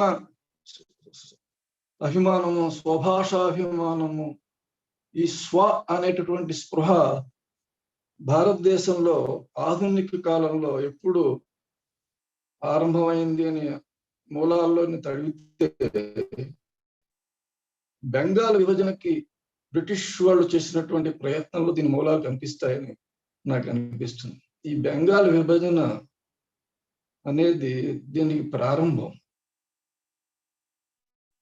అంటే స్వమతము, స్వభాష, స్వసంస్కృతి, దీనికి సంబంధించినటువంటి ఈ స్పృహని విశేషంగా ఫోకస్ చేయడం అనేది. మీకు ఈ బెంగాల్ విభజనకి ముందు బ్రిటిష్ ఇండియాలో ఈ మేధావుల ఆలోచన సరళిని మనం గమనిస్తే, బ్రిటిష్ ప్రభుత్వం వల్ల మనకి ఏదో మంచి జరుగుతుందనేటటువంటి ఒక అభిప్రాయంలో ఉండడం కనిపిస్తుంది. ఉదాహరణ, మనకి రచయితల విషయానికి వస్తే గురజాడ అప్పారావు గారిని ఆ కోవలో చేర్చుకోవచ్చు. అందుకని pre Bengal division, post Bengal division అనే 2 కోణాలు మనకి ఇందులో కనిపిస్తాయి. ఆ తర్వాత స్వాతంత్రోద్యమం ఈ బెంగాల్ విభజన నుంచి స్ఫూర్తిని పొందినటువంటి స్వాతంత్రోద్యమం తిలక్ నాయకత్వంలో ముందుకు వెళుతున్నటువంటి దశ. ఆ సమయంలో హిందూ స్వరాజ్యం గురించి హలో ఆ సమయం అంటే శిష్ట వర్గాలు, స్వాతంత్రోద్యమం శిష్ట వర్గాల చదువుకున్నటువంటి వర్గాలటువంటి చేతుల్లో ఉన్నటువంటి సమయం. 1915కు వచ్చేటప్పటికి ఆ పరిస్థితి మారడం మనం చూస్తాం. 1915లో దక్షిణాఫ్రికాలో ఆయన గాంధీజీ తన స్వాతంత్ర పోరాట ప్రయత్నాల దశ నుంచి యువతలకు వచ్చి భారతదేశపు స్వాతంత్ర పోరాటంలో భాగస్వాములయ్యారు. అది 1915లో. అప్పటి నుంచి మన స్వాతంత్రోద్యమం యొక్క రూపురేఖలు, లక్ష్యము చాలా రాడికల్ గా మారిపోయాయి. 1915 నుంచి 1920 నాటికి 5 ఏళ్ల కాలానికి వస్తే అంతవరకు పరిమితంగా ఉన్నటువంటి స్వాతంత్రోద్యమం బేస్, ఉద్యమ కార్యకర్తల బేస్ గాంధీ చాలా అనూహ్య, చాలా అసాధారణమైనటువంటి స్థాయికి పెంచారు. అందులోకి ఆయన స్త్రీలని, దళితులని, ముస్లింలని, రైతు కులాలని, అప్పటికి ఆయన రాస్తాడు, ఆయన తన భారతదేశంలో అడుగుపెట్టే కాలానికి భారతదేశంలోని వివిధ వర్గాలు ఎలా ఉన్నాయో ఆయన రాస్తాడు. ఈ రైతు కులాలు, ఇలాంటి చాలా గిరిజనులు చాలా నిద్రాణ స్థితిలో ఉన్నారు. వీళ్ళందరినీ చైతన్యవంతులు చేయాలి, వీళ్ళందరినీ స్వాతంత్రోద్యమంలో భాగస్వాములు చేయాలి అనేటటువంటి ఒక సంకల్పం ఆయన కలుగుతుంది. దళితులు, స్త్రీలు, ముస్లింలు, గిరిజనులు వీళ్ళందరినీ స్వాతంత్రోద్యమంలో భాగస్వాములు చేయడం అంటే అది అప్పటి శిష్ట వర్గాలు ఏవైతే ఉన్నాయో వాళ్ళకు రుచించేటటువంటి విషయం కాదు. వీళ్ళతో వారు ఉద్యమాన్ని షేర్ చేసుకోవడం అంటే ఆ కాలంలో చాలా ఊహించలేనటువంటి విషయం. అందులో స్త్రీలు, దళితులు, ముస్లింలు వీళ్ళందరినీ భాగస్వాములు చేయడం వాళ్ళకి తప్పనిసరిగా అది రుచించేటటువంటి విషయం కాదనేది నిస్సందేహం. అక్కడి నుంచి గాంధీ పట్ల వ్యతిరేకత మొదలైంది. ఆ గాంధీ నుంచి వ్యతిరేకత మొదలై అది ఏ శక్తులు దాన్ని రిప్రజెంట్ చేశాయి, ఎలాంటి సంస్థాగతమైనటువంటి రూపం తీసుకున్నది అనేది మనం పరిశీలించుకుంటూ వెళితే 1920 తర్వాత ఒక పక్కన వామపక్షోద్యమం అడుగు పెట్టడం పదల్లా నుంచి, ఇంకో పక్కన ఈ హిందుత్వ అనుకూల వర్గాలు ముందుకు రావడం, 1925లో ఆర్ఎస్ఎస్ ఏర్పడడం, హిందూ మహాసభ అప్పటికే క్రియాశీలంగా ఉండి పనిచేస్తూ ఉండడం, ఆ తర్వాత భారతీయ జనసంఘ్, తర్వాత బీజేపీ అవతరించడం, ఆ తర్వాత క్రమక్రమంగా జరుగుతున్నటువంటి పరిణామాలన్నీ మనకి తెలిసినవే. ఈ విధంగా 1915 నుంచి 2014 వరకు చూసినట్టయితే దాదాపు 100 ఏళ్ల కాలం, ఒక ఏడాది తక్కువ. ఆ 100 ఏళ్ల కాలంలో 100 ఏళ్ల చరిత్ర మనం ముందుకు పెట్టుకుని చూసినట్టయితే దీనిలో ఒక క్రమం మనకు కనిపిస్తుంది. ఈ క్రమం అంటే గాంధీకి వ్యతిరేకత నుంచి పుట్టి గాంధీని అంతం చేయడానికి వరకు వెళ్ళాయి. ఆ తర్వాత తిరిగి ఆ శక్తులు అధికారంలోకి రావడం అనేటటువంటి ఒక క్రమం ఈ 100 ఏళ్ల చరిత్రలో మనం గమనించవచ్చు. ఇది స్థూలంగా. ఇందులో మనం మామూలుగా ఏమనుకుంటామంటే గాంధీ ఒక బ్రిటిష్ ప్రభుత్వంతోనే పోరాడారనుకుంటాం. దాని మీద కూడా భిన్నాభిప్రాయాలు ఉన్నాయని. బ్రిటిష్ కి అనుకూలంగా వ్యవహరించారనే ఆర్గ్యుమెంట్ ఒకటి ఉంది. స్థూలంగా చెబితే ఆయన మనకి అటు దక్షిణాఫ్రికా నుంచి పోరాటం చేసిన, ఇటు భారతదేశం నుంచి చేసిన బ్రిటిష్ తో పోరాడారు అని మనం స్థూలంగా అనుకుంటాం. కానీ కొంచెం సూక్ష్మంగా కనుక చూసినట్టయితే గాంధీ ఇంకొక శక్తితో కూడా ఆయన పోరాడుతూ వచ్చాడు. అది సనాతనవాదులు. దాన్ని మనం సనాతనవాదులు అనే అనొచ్చో, ఛాందసవాదులు అనాలా అనేది ఆ ప్రశ్న ఒకటి ఉంది. ఈ సనాతనవాదులతో కూడా ఆయన పోరాడుతూ వచ్చాడు. ఈ సనాతనవాదులు అన్నప్పుడు మరి సావర్కర్ కూడా అందులోకి వస్తారా అనేది ఒక ప్రశ్న వస్తుంది. వీటిని ఎలా డిఫైన్ చేయాలి అంటే ఇంకొంచెం స్పష్టంగా చెప్పాలంటే, మనం ఇప్పుడు హిందుత్వాన్ని మనం దేన్నైతే అంటున్నామో అది సంస్కృతితో సహా, సంస్కృతి తాత్వికతతో సహా అన్నిటినీ కలుపుకునే హిందుత్వ అని నేను భావించట్లేదు. ఇది రాజకీయ హిందుత్వ. దీన్ని మనం హిందుత్వని ఆల్ ఎంబ్రేసింగ్ కాన్సెప్ట్ గా, హిందుత్వ కాన్సెప్ట్ గా నేనైతే అనుకోవట్లేదు. ఇది రాజకీయ హిందుత్వం. ఈ రాజకీయ హిందుత్వకి ముందు గాంధీని ఏ శక్తులు వ్యతిరేకించాయి, వాటి స్వరూప స్వభావాలు ఏమిటి, వాటికిను ఈ రాజకీయ హిందుత్వకి ఉన్న సంబంధం ఏంటి, అసలు ఉందా సంబంధం, లేదా ఈ రాజకీయ హిందుత్వం అనేది స్వయంభూగా పుట్టిందా అనేటటువంటి ఇటువంటి ప్రశ్నలు నాకు ఈ క్షణంలో నా ముందు ఎదురవుతున్నాయి. ఇది ఈ ప్రశ్న ఎందుకు నేను రైజ్ చేసిన విషయాన్ని, మన దగ్గర ఒక భావజాలం, ఒక భావధార ఈనాడు ప్రస్తుతం ఒకటి నడుస్తోంది. అంటే ఈ పొలిటికల్ హిందుత్వం ఇది మంది కాదు, ఇది కొత్తగా వచ్చింది.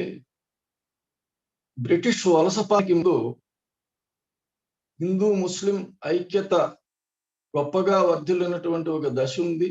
చాలా ఆదర్శవంతమైనటువంటి ఒక దశ ఉంది.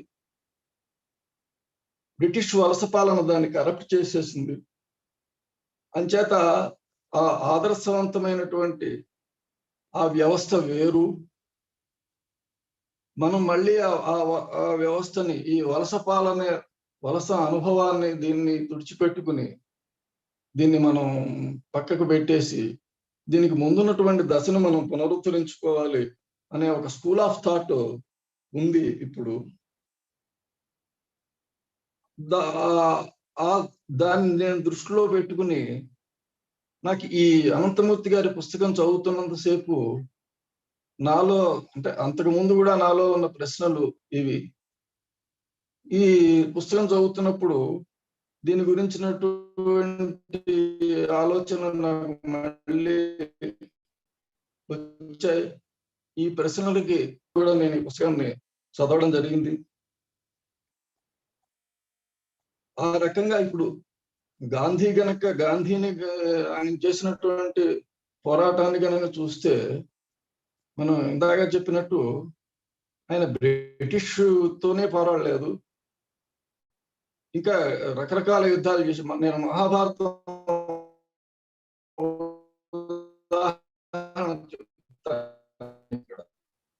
మహాభారతంలో కూడా ఒక మహాయుద్ధంలో, మహాభారత యుద్ధంలోనే తీసుకుంటే వీళ్ళు అన్నట్టుగా ఒక మహాయుద్ధంలో కొన్ని ఉపయుద్ధాలు, ఉదాహరణకి ఇలాంటి కాంబినేషన్స్ మనకి కనిపిస్తాయి. ద్రుపదుడు, ద్రోణుడు వాళ్ళ మధ్య ఉపయుద్ధం. అలాగే అటు యాదవుల్లోనే రెండు పక్షాల మధ్యన జరిగినటువంటి యుద్ధం. ఇలాగా అంటే అంత వేరువేరు శత్రుత్వాలు ఉన్నటువంటి రాజులందరూ ఒక మహాయుద్ధం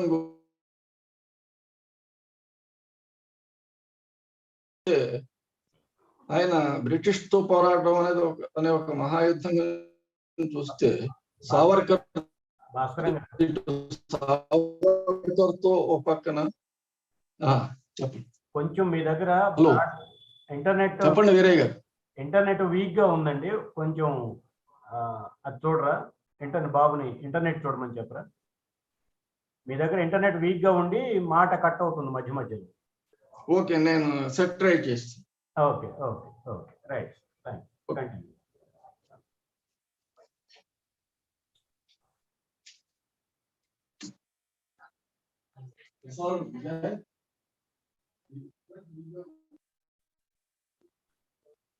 మిత్రులారా, అంతరాయానికి చింతిస్తున్నాం. 2 నిమిషాలు ఓపిక పట్టండి.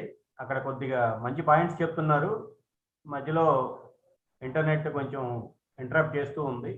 దాన్ని సరి చేసుకోమని చెప్పాం, ఓపిక పట్టండి.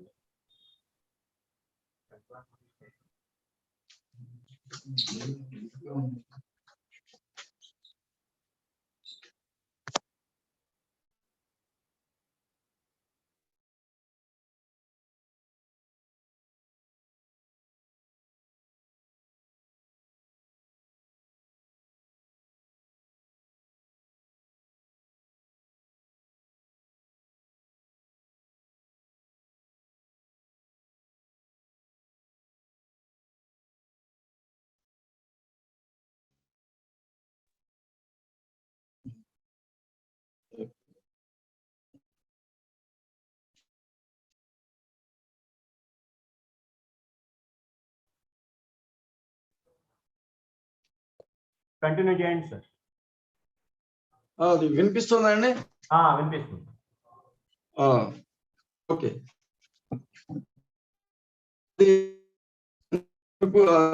ఉపయుద్ధాలు ఈ సావర్కర్ తో ఒక వైపు, ఇంకో వైపు అంబేద్కర్ తో ఇలా 2 రకాల యుద్ధాలు చేసి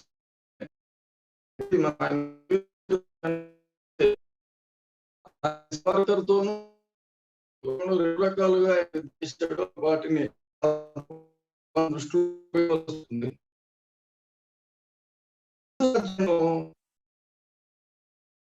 రాజ్మోహన్ గాంధీ రాసినటువంటి మోహన్ దాస్ పేరుతో రాసిన గాంధీ చేస్తున్నప్పుడు హిందూ స్వరాజ్ చదివాను. ఆ తర్వాత కూడా వేరే చదివాను. నాకేమనిపించిందంటే స్వరాజ్ ఆయన సావర్కర్ సమాధానంగా రాసినట్టే నుంచి దక్షిణాఫ్రికా ఓడలో వెళుతూ ఆ ఓడలో ఆయన రాశాడు. అంటే సావర్కరు హిందూ గత వైభవాన్ని, భారతదేశపు గత వైభవ చరిత్రని దాన్ని తడుముతూ, దానిని ఆకాశానికి ఎత్తుతూ ఒక స్వమత, స్వభాష, స్వసంస్కృతి రూపమైనటువంటి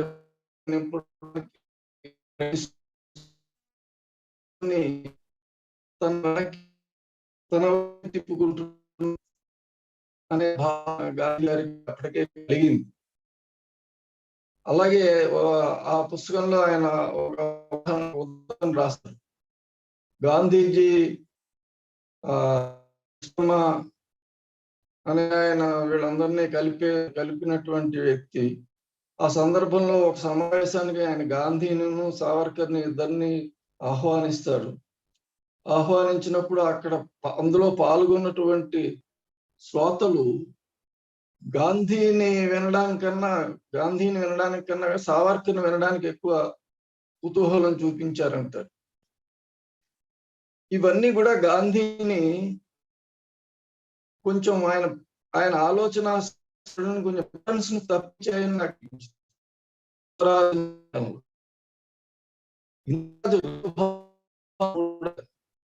సావర్కర్ చెబుతున్నటువంటి ఏదైతే ఉందో ఒక భాగం, రెండో భాగం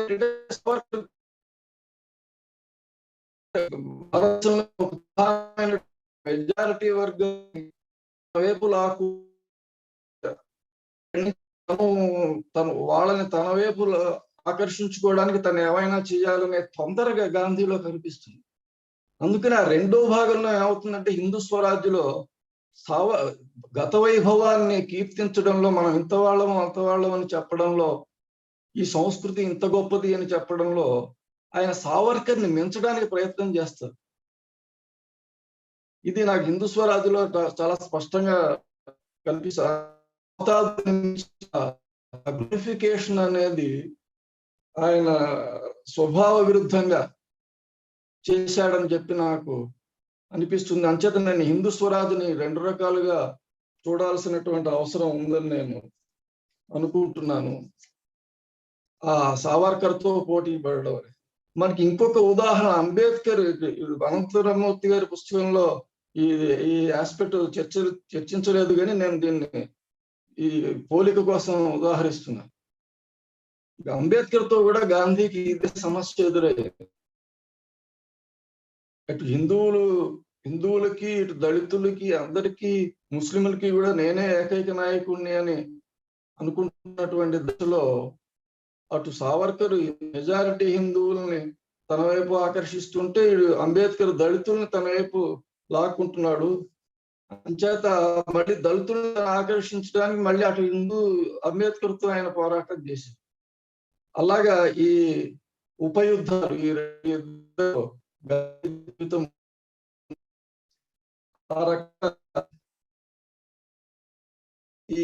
ఈ కోణం చూసినప్పుడు నేను ఇందాక అన్నట్టుగా హిందూ స్వరాజ్ను ఒక ఎక్స్ట్రీమిటీ ఉంది, ఒక అసహజమైనటువంటి, అంటే సావర్కర్తో పోటీ పడాలనేటటువంటి దృష్టి నుంచి పుట్టినటువంటి ఒక అసహజమైన గ్లోరిఫికేషన్ ఉంది.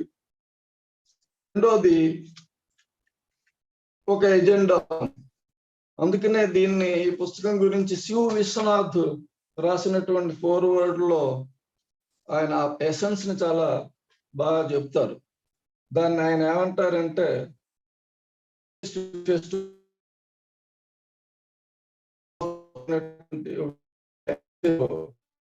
క్లాసికల్ లాంటిది అంటాడు. అలాగే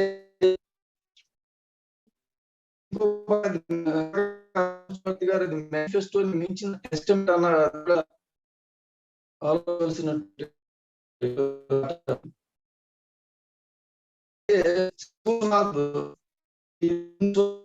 చాలా రకంగా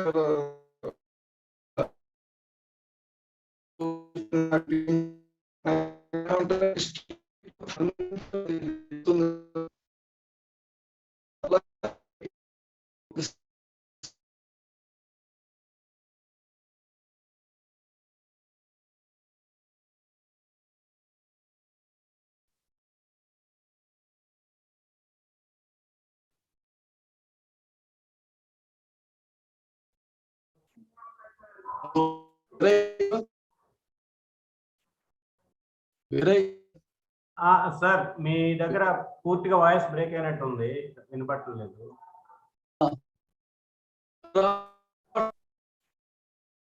హలో సార్, రావట్లేదా అండి? కెమెరా ఆఫ్ చేసి ఓన్లీ మైక్ మీద మాట్లాడండి. ఓకే. కొంచెం సిగ్నల్ స్ట్రెంగ్త్ బలహీనంగా ఉంది.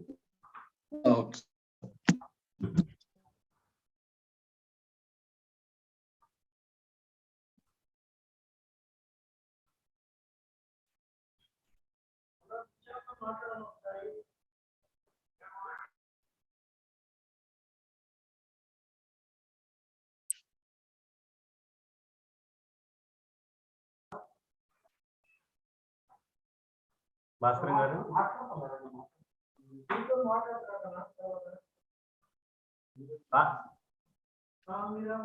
భాస్కర్ గారు ఈ లోపు మీరు ఒకసారి ఆ బ్రాడ్బ్యాండ్ చెక్ చేయించండి. నేను వరప్రసాద్ గారిని పిలుస్తాను.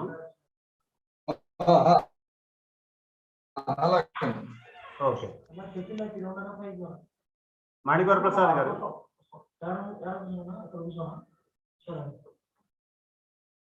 మాణిక్ వరప్రసాద్ గారు,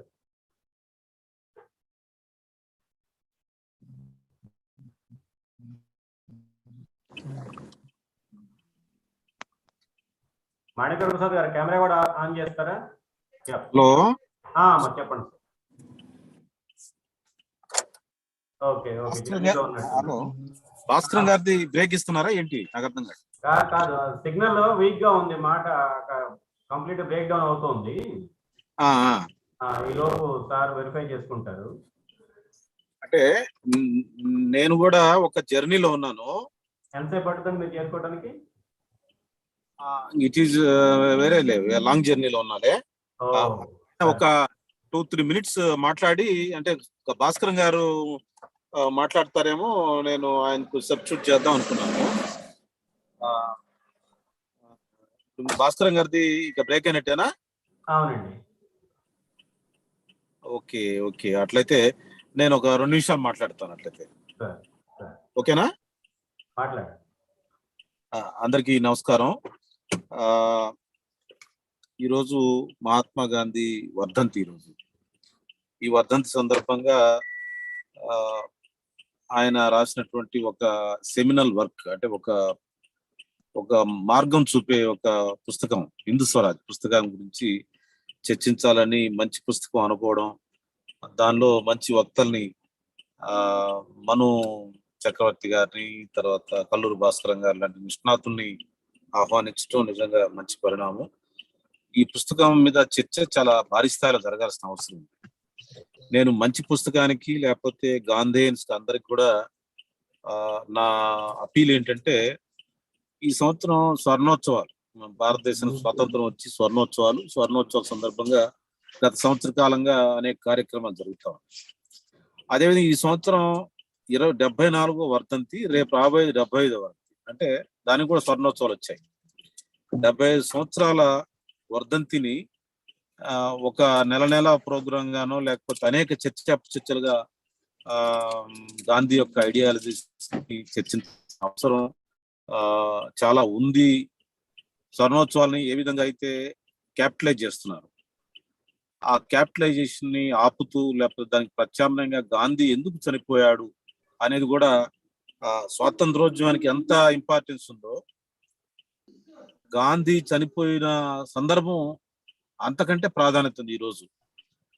దాని విషయాన్ని మనం ప్రజల్లో, జనరేషన్ లో ఎడ్యుకేట్ చేయాల్సిన అవసరం ఉంది. ఆ ప్రాధాన్యతని అందరు స్వీకరించాలని చెప్పి నేను కోరుతా ఉన్నాను. దానికి ముఖ్యంగా హిందూ స్వరాజ్ పుస్తకం గురించి మాట్లాడితే, ఆ పుస్తకాన్ని ట్రాన్స్లేట్ చేయాలని మేము ట్రాన్స్లేట్ కూడా చేయించి దానిలో కొన్ని అనుమానాలు వచ్చి, అంటే కొన్ని విషయాల్లో కొంత ఇంప్రూవ్మెంట్ చేయించాలనే విషయంతో, కొంత చర్చ జరగాలనే విషయంతో మేము ఆపాము. అది తర్వాత నేను ఈ రోజు ఈ స్పీచ్ సందర్భంగా ఆ ట్రాన్స్లేషన్ చదివాను.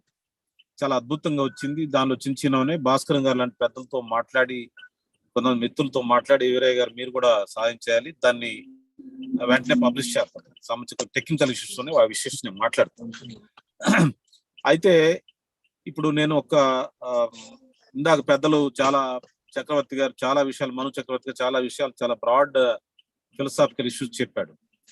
కల్లూరు భాస్కర్ గారు కూడా చెప్తారా, ఆయన 2 ప్రతిపాదన చాలా మంచి ప్రతిపాదన చేశారు. ఒక ఎమోషన్ లో గాంధీ గారు కొంత ఒత్తిడి గురయ్యాడని చెప్పి అన్నాడు. అది కొంచెం మనకు కనిపిస్తా ఉంటుంది. At the same time Gandhi గారు చాలా బ్రాడ్ పర్స్పెక్టివ్ తోటి ఈ హిందూ స్వరాజ్యం రాశాడనేది మనకి దీంట్లో అర్థం అవుతుంది.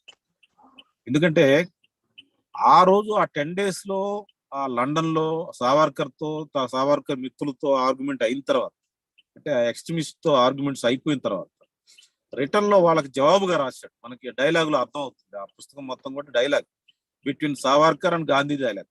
అదే మన అనంతమూర్తి గారు కూడా చాలా చక్కగా ఆ పుస్తకం రాశాడు. నా రిక్వెస్ట్ ఏంటంటే, ఆయన ఆ తర్వాత కూడా ఆయన చనిపోయేంత వరకు కూడా ఆ పుస్తకాన్ని మార్చుకోలేదు. ఆయన చాలా విషయాల్లో మార్చుకున్నాడు. ఆయన చాలా విషయాల్లో చాలా ఇంప్రూవ్మెంట్ ఉంది. గాంధీ గారి ఆలోచన చాలా విషయాల్లో ఇంప్రూవ్మెంట్ ఉంటూ Hindu Swaraj basic fundamental issues మీద ఆయన ఎక్కడ విత్డ్రా చేసుకోలేదు. నెహ్రూ కూడా 1945 ప్రాంతంలో మళ్ళీ ఒకసారి కరస్పాండ్ చేస్తారు ఈ హిందూ స్వరాజ్ మీద చేసి, నేను చాలాసార్లు చదివాను, నాకు దీంట్లో ఏమీ పెద్ద ఇంప్రూవ్మెంట్ పెద్ద విషయాలు కనపడలేదు అన్నట్టుగా నెహ్రూ గారు అంటాడు. అంటే గాంధీ గారు ఒప్పుకోడు, ఈ విషయాన్ని మీరు మళ్ళీ మళ్ళీ చదవండి, చాలా అవసరం, ఇది చాలా ముఖ్యమైన విషయం అని చెప్తాడు. అంటే నేనేది ఏంటంటే, ఆ ఎమోషన్ లో కొన్ని విషయాల్లో ప్రజెంట్ చేసినప్పటికి కూడా, బట్ ఆయన తర్వాత 48 దాకా కూడా దాన్ని, ఆయన చనిపోయేంత వరకు కూడా దాన్ని బిలీవ్ చేశాడు, దాన్ని చాలా అవసరం అని చెప్పాడు. అంటే గాంధీని ఒకసారి మనం ఎగ్జామిన్ చేస్తే, ఈ పుస్తకం రాసింది ఆయన 40 years ఏజ్ లో రాశాడు. ఆయన 1909కి అంటే 1909కి ఈ పుస్తకం రాసే సమయానికి ఆయన వయసు 40 years. 48కి ఆయన చనిపోయినట్టుకి మళ్ళీ ఒక 40 years, అంటే దాదాపు 39 years, మళ్ళీ 40 years అనుకుంటే 40 years ఏజ్ లో రాశాడు, మళ్ళీ 40 years దాన్నే ఇంప్లిమెంట్ చేశాడు. అంటే హిందూ స్వరాజ్ని చాలా మెచ్యూర్డ్ ఏజ్ లో, 40 years అంటే ఒక రైటర్ గా ఒక మెచ్యూర్డ్ ఏజ్. బట్ ఆ spur of the time 10 days కొంత హీటెడ్ ఆర్గ్యుమెంట్ జరిగినప్పటికి కూడా, కొంత వాళ్ళకి సమాధానం చెప్పాలని రాసినప్పటికి కూడా, ఆయన 40 years ఎక్వైర్ చేసినటువంటి సౌత్ ఆఫ్రికాలో ఆయన ఎక్స్పీరియన్స్ చేసినటువంటి విషయాలు, సౌత్ ఆఫ్రికాలో నాన్ వైలెన్స్ ద్వారా ఎలాంటి విజయాలు సాధించాడు, సత్యాగ్రహాన్ని ఎట్లా కనిపెట్టాడు, ఇలాంటి విషయాలన్నితో పాటు ఈ మూడో అంశం హిందూ స్వరాజ్. 3 issues ఆయన 40 years ఏజ్ లో అచీవ్ చేశాడు. ఒకటి, సత్యాగ్రహాన్ని కనిపెట్టడం, ఒక సూత్రాన్ని ప్రజల ముందు తీసుకురావటం, ప్రజా పోరాటం తీసుకురావటం. 2, నాన్ వైలెన్స్ మెథడ్ ని ప్రవేశపెట్టడం, నాన్ వైలెన్స్ మెథడ్ ద్వారా ప్రజా పోరాటాలు చేయటం, సత్యాగ్రహ నాన్ వైలెన్స్ ద్వారా ప్రజా పోరాటాలు చేయటం అనే విషయాన్ని కూడా సౌత్ ఆఫ్రికాలోనే ఆయన ఇన్వెంట్ చేయటం జరిగింది. తర్వాత హిందూ స్వరాజ్ అని ఒక ఫిలసాఫికల్ రైటింగ్ ని ఆయన ఇచ్చాడు. ఆ తర్వాత 9 తర్వాత వాళ్ళతో ఘర్షణ పడుతూనే, ఈ ఎక్స్ట్రీమిస్ట్ తో ఘర్షణ పడుతూనే, సావర్కర్ అనుచరులతో ఘర్షణ పడుతూనే 15కి వాళ్ళ గురువు గారు గోఖలే గారి కోరిక మేరకు కాంగ్రెస్ పార్టీని ఇండియాకి రావడం జరిగింది. 15 తర్వాత ఇండియా మొత్తం తిరిగాడు, అనేక ఉద్యమాలు చేశాడు. ఇదంతా స్వాతంత్రపురం మనకు తెలిసిన విషయాలే. కానీ నేను అనేది ఏంటంటే, నా రిక్వెస్ట్ ఏంటంటే, మన భాస్కర్ గారికి, ఇతర మిత్రులు పెద్దలందరూ కూడా గాంధీని ఎగ్జామిన్ చేసేటప్పుడు 40 years ఆయన రైటింగ్ హిందూ స్వరాజ్ రాశాడు. 40 years తర్వాత నెక్స్ట్ తన లైఫ్ అంతా కూడా చాలా ప్రజా పోరాటాలు చేశాడు. ఆ ప్రజా పోరాటాల్లో ఆ 3 ఇష్యూసే ఉన్నాయంటున్నాను నేను అనేది. నాన్ వైలెన్స్, సత్యాగ్రహ, హిందూ స్వరాజ్, ఈ 3 ఆయన లైఫ్ లాంగ్ ఉన్నాయి, చనిపోయేదాకున్నాయి. ఈ 3 issues మీదే సావర్కర్ కానీ, సావర్కర్ అనుచరులు కానీ, లేకపోతే గాడ్సే కానీ ఆయన వ్యతిరేకించటం, లేకపోతే ఆయన చంపడం అనేది ఈ 3 issues లోనే. సత్యాగ్రహ అనేది కానీ, నాన్ వైలెన్స్ కానీ, లేకపోతే satyagraha, non violence both together in public fight లో ఆయన వాడటం, ప్రజా పోరాటాల్లో వాడటం, ఆ స్కిల్ ని, ఆ టెక్నిక్ ని. తర్వాత హిందూ స్వరాజ్లో ఆయన ప్రతిపాదించిన మత సామరస్యం కానీ, కల్చర్ విటు కానీ, నేటివిటీ విషయంలో కానీ, నేషనాలిటీలో కానీ, కౌ ప్రొటెక్షన్ లో కానీ, చాలా చాలా అంశాలు, ఒక విస్తృతమైన అంశాలు నేషనాలిటీ మీద ఆయన చెప్పాడు. ఆయన మనుషుల మధ్య సామరస్యం గురించి చెప్పాడు. ఆ దేశం అంటే ఎలా, స్వరాజ్యం అంటే ఎట్లా ఉండాలో చెప్పాడు. ఇది చాలా అద్భుతమైన విషయాలు డిబేట్ చేస్తాడు ఆయన స్వరాజ్, హిందూ స్వరాజ్. వీటన్నిటిని 40 years ఎక్స్పాండ్ చేశాడు. అందువల్ల ప్రాక్టికల్ ఇంప్లిమెంట్ చేశాడు. అందువల్ల గాంధీని, హిందూ స్వరాజ్యం చదివేటప్పుడు మన అనంతమూర్తి గారు కూడా హిందూ స్వరాజ్ని ఆ టెస్ట్, యాక్చువల్ టెస్ట్ లోనే చూడలేదు ఆయన. తర్వాత 40 years ఎక్స్పీరియన్స్ కూడా ఆయన కలిపాడు. అందువల్ల మనం చదివేటప్పుడు మొత్తం 80 years ఆఫ్ హిందూ స్వరాజ్యం చూడాల్సిన అవసరం ఉంది. చూస్తే మనకు కొత్త విషయాలు కనపడతాయి. ఈనాడు ఇప్పుడు దేశం 75 years లో జరిగిన విషయాలు ఎక్కడ పొరపాటు జరిగాం మనం, ఎందుకు ఈరోజు హిందూ స్వరాజ్యం మళ్ళీ చదవాలి, లేకపోతే గాంధీని గురించి మళ్ళీ ఎందుకు చదవాలి, ఎందుకు మనల్ని మనం తెలుసుకోవాల్సిన అవసరం ఎందుకుంది. గాంధీ సింపుల్ టెక్నిక్ ఏం చెప్పాడు, ఎదుటి వాళ్ళ గురించి తెలుసుకోవాలి మనం. ఏమైనా ఎందుకు స్వాతంత్రం కోల్పోయాం మనం, మనలో బలహీనతలు ఏంటి, మనం ఎందుకు స్వతంత్రం కోల్పోయి ఎందుకు బ్రిటిష్ వాళ్ళ వ్యతిరేకంగా పోరాడుతూ ఉంటున్నాం? బ్రిటిష్ వాళ్ళని ఊరికి పంపించేస్తే మనకు స్వతంత్రం వచ్చినట్ట?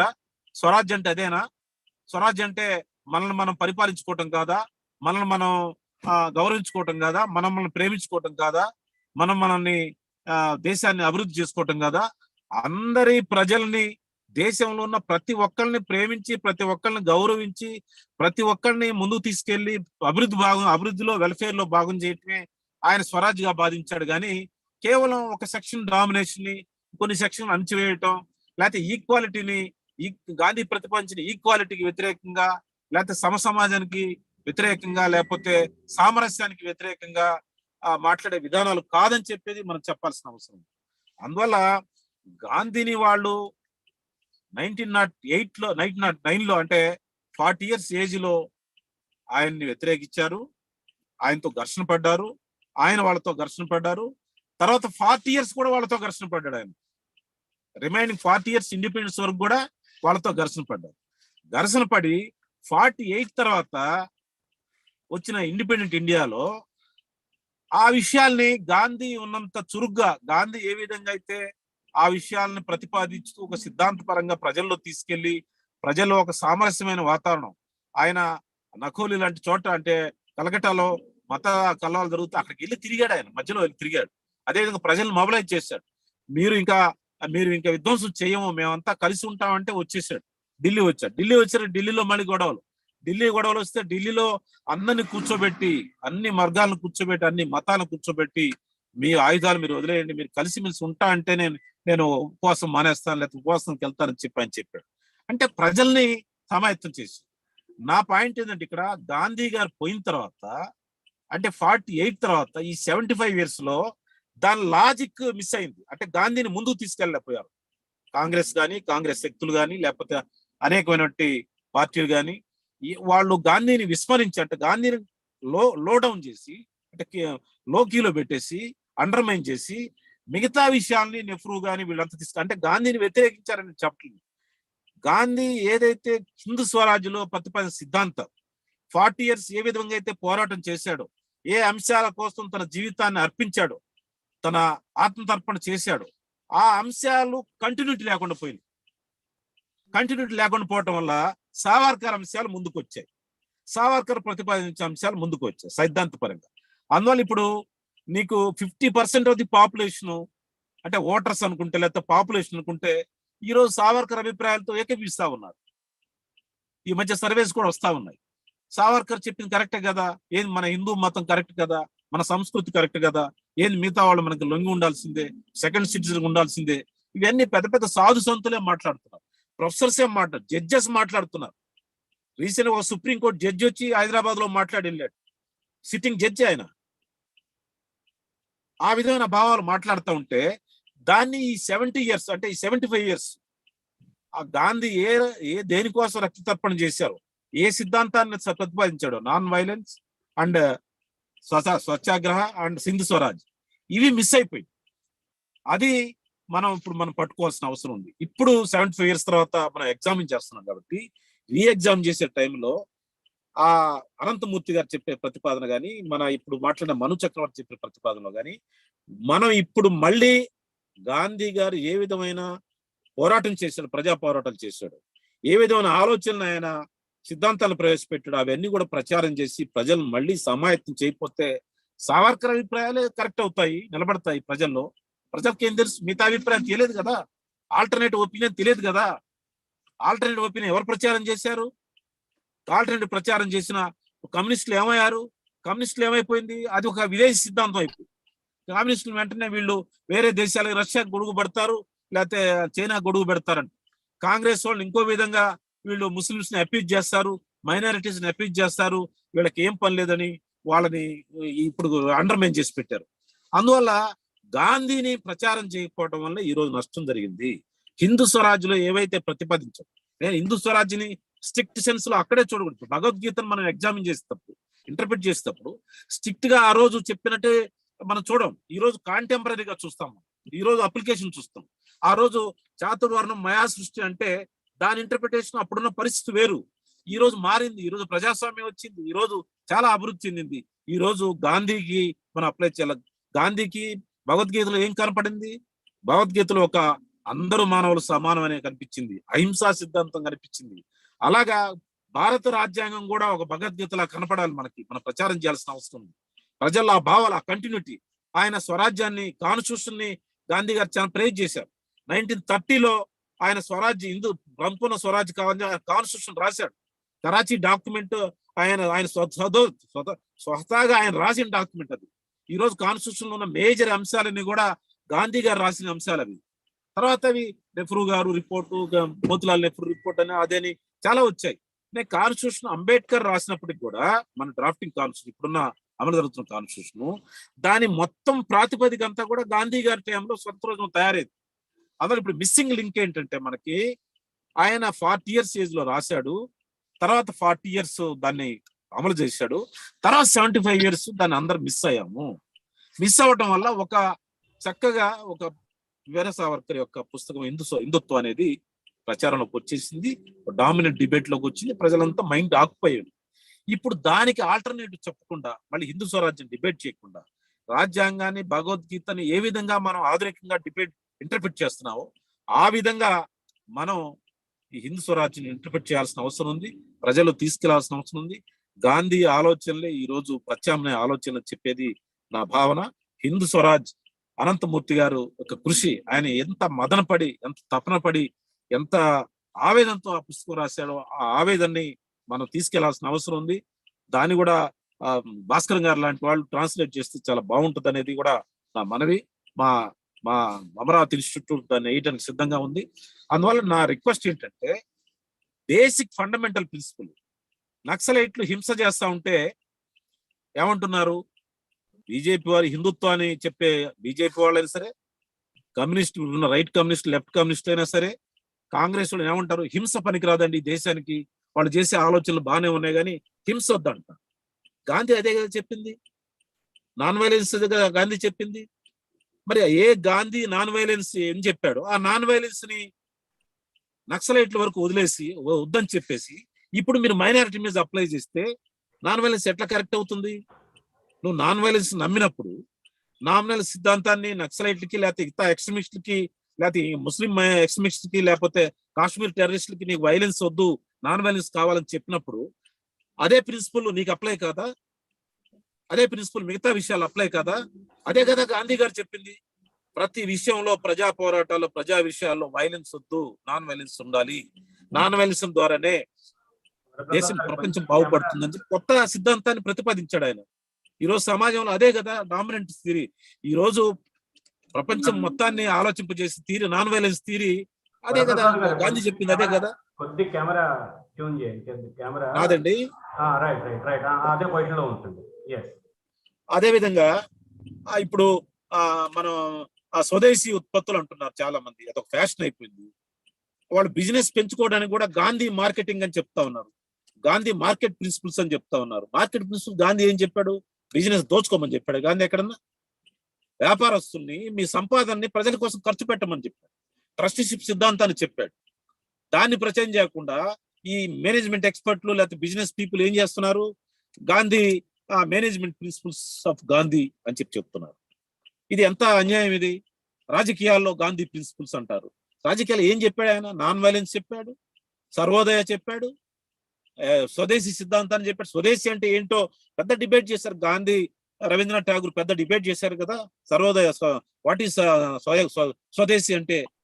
స్వదేశీ అంటే నిన్ను పరిపాలించుకోవడం, నిన్ను గౌరవించుకోవడం, నీ సమాజాన్ని గౌరవించు, పక్కవాడిని ప్రేమించటం.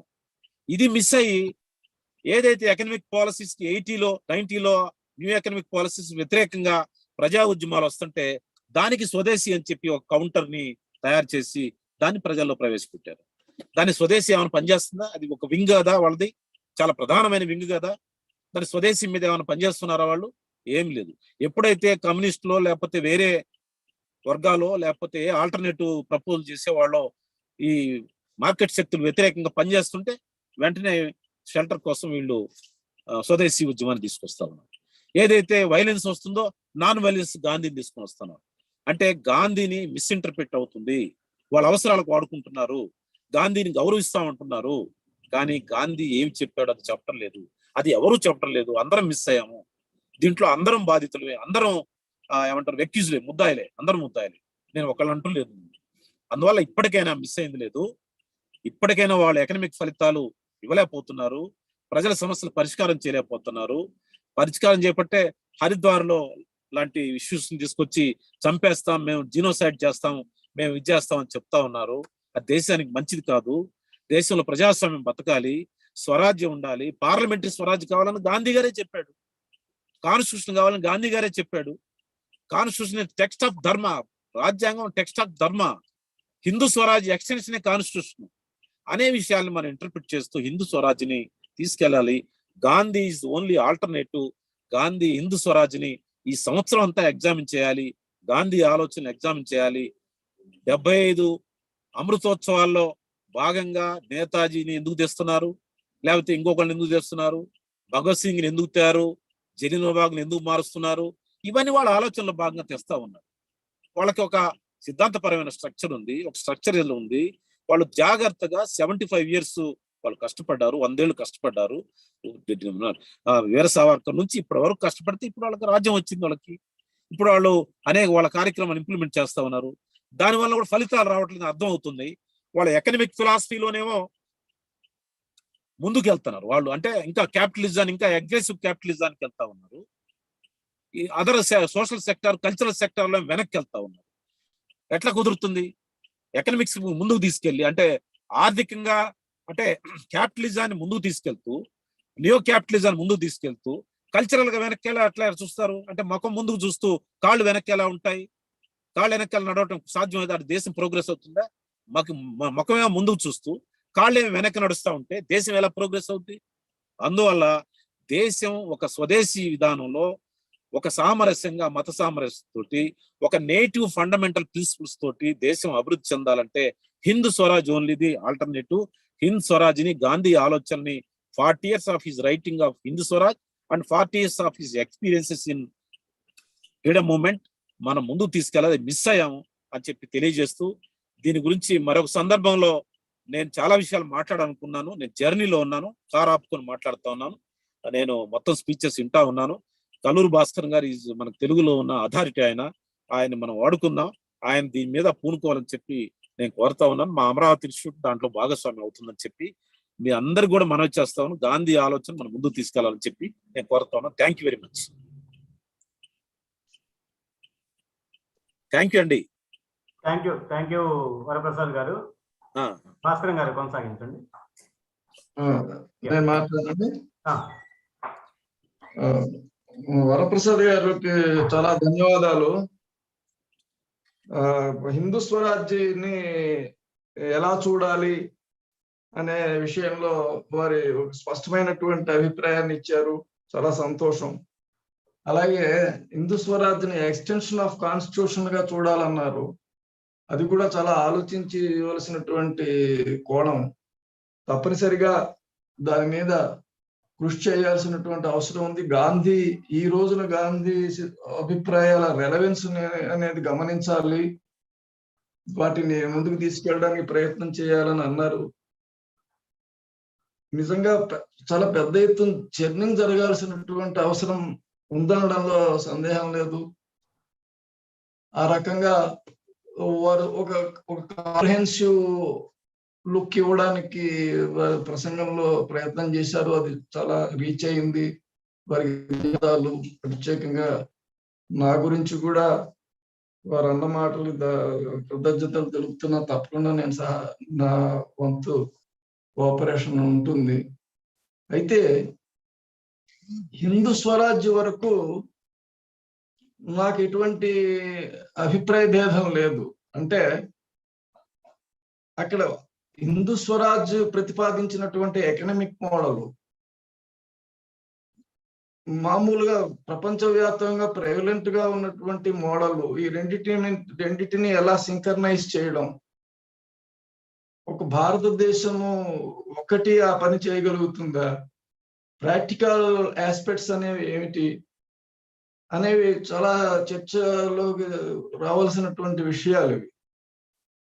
ఎందుకంటే ఒక ఎకనామిక్ మోడల్ ప్రపంచం అంతా అనుసరిస్తోంది, అది మంచిది అని నేను చెప్పట్లేదు.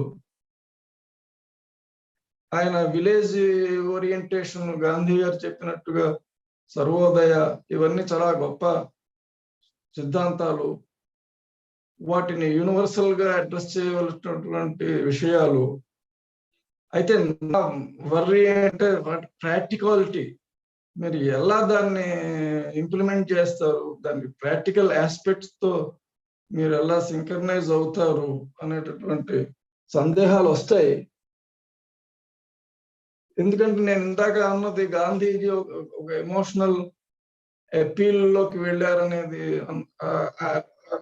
అంటే నేను రెటారిక్ అనేది కొంచెం తప్పుడు మాట అవుతుందేమో కానీ నాకు ఇంకో మాట తోచట్లేదు. ఈ రెటారిక్ వల్ల మనల్ని ఎక్కడికైనా తీసుకెళ్తుంది, ఒక ప్రాక్టికల్ గా మనకి ఉపయోగపడే ఒక బ్లూ ప్రింట్, ఒక ఖచ్చితమైనటువంటి ప్రణాళిక అవసరం అనే నా అభిప్రాయం మాకు ఉంది దీని విషయంలో. ఆ మేరకి హిందూ స్వరాజ్ని ఎంతవరకు ప్రాక్టికల్ గా మనం తీసుకురాగలం అనేది విషయంలో చాలా చర్చ జరగాల్సినటువంటి అవసరం ఉంది. ఇంకా అనంతమూర్తి గారి పుస్తకం విషయానికి వస్తే, నాకు అందులో కూడా ఇటువంటి డౌట్సే వచ్చాయి. ఆయన హిందూ స్వరాజ్లో గాంధీ అంటే as against to Savarkar Gandhi philosophy ఏమిటి, ఆయన ప్రపోజల్స్ ఎలా ఉన్నాయనేది చాలా సమర్థవంతంగా చెప్పారు. అవి అవసరమైనటువంటివి కూడా. ఉదాహరణకి సావర్కర్ హిందూ యూనిటీ అన్నాడు ఆయన.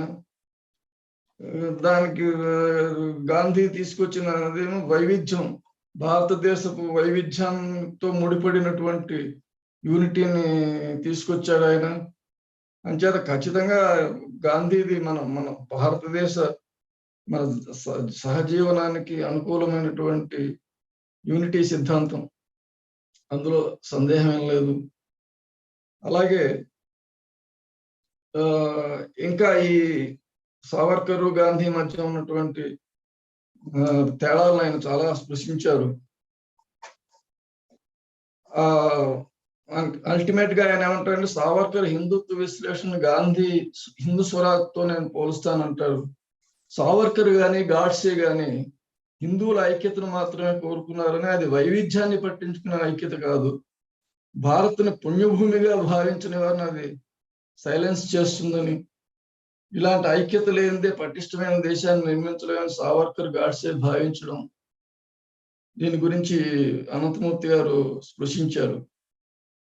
అలాగే పాకిస్తాన్ లో కొందరు ముస్లింలు కూడా అలాగే భావించారు అని ఆ పోలిక తీసుకొచ్చారు అక్కడ. కానీ ఆ యూనిటీ నిలబడలేదంటారు ఆయన. ఎలాగైనా పాకిస్తాన్ ఏ మత ప్రాతిపదిక మీద ఏ యూనిటీని అయితే కోరుకుందో ఆ యూనిటీ పటాపంచలైంది బంగ్లాదేశ్ ఆవిర్భావంతో అని అనంతమూర్తి గారు ఇక్కడ ఉదాహరణ తీసుకొస్తారు.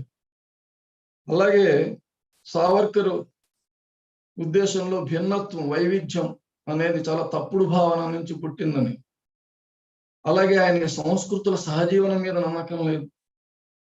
అలాగే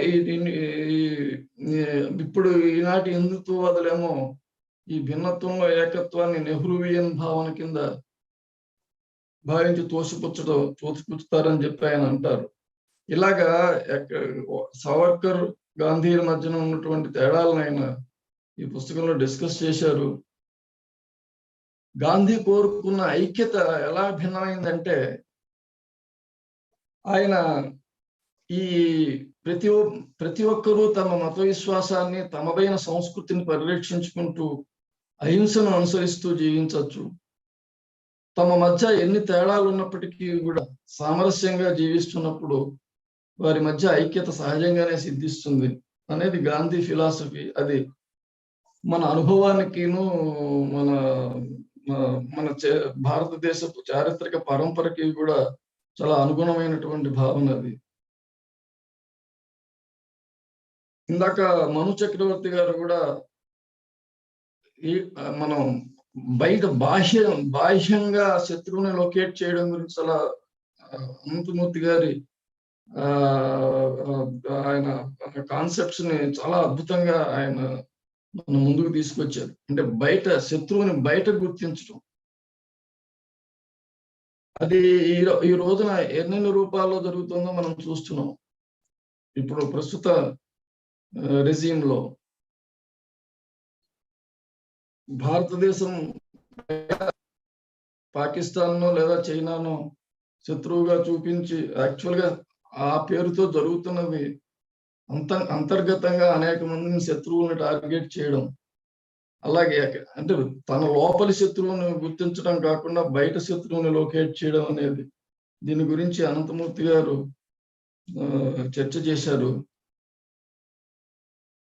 అలాంటివి ఈ తేడాలు చాలా ముందుకు తీసుకొచ్చారు ఆయన. అంచేత ఎట్టి పరిస్థితులను వైవిధ్యం, అనేక సంస్కృతులు, మతాలు, భాషలు, విశ్వాసాలు ఉన్నటువంటి భారతదేశంలో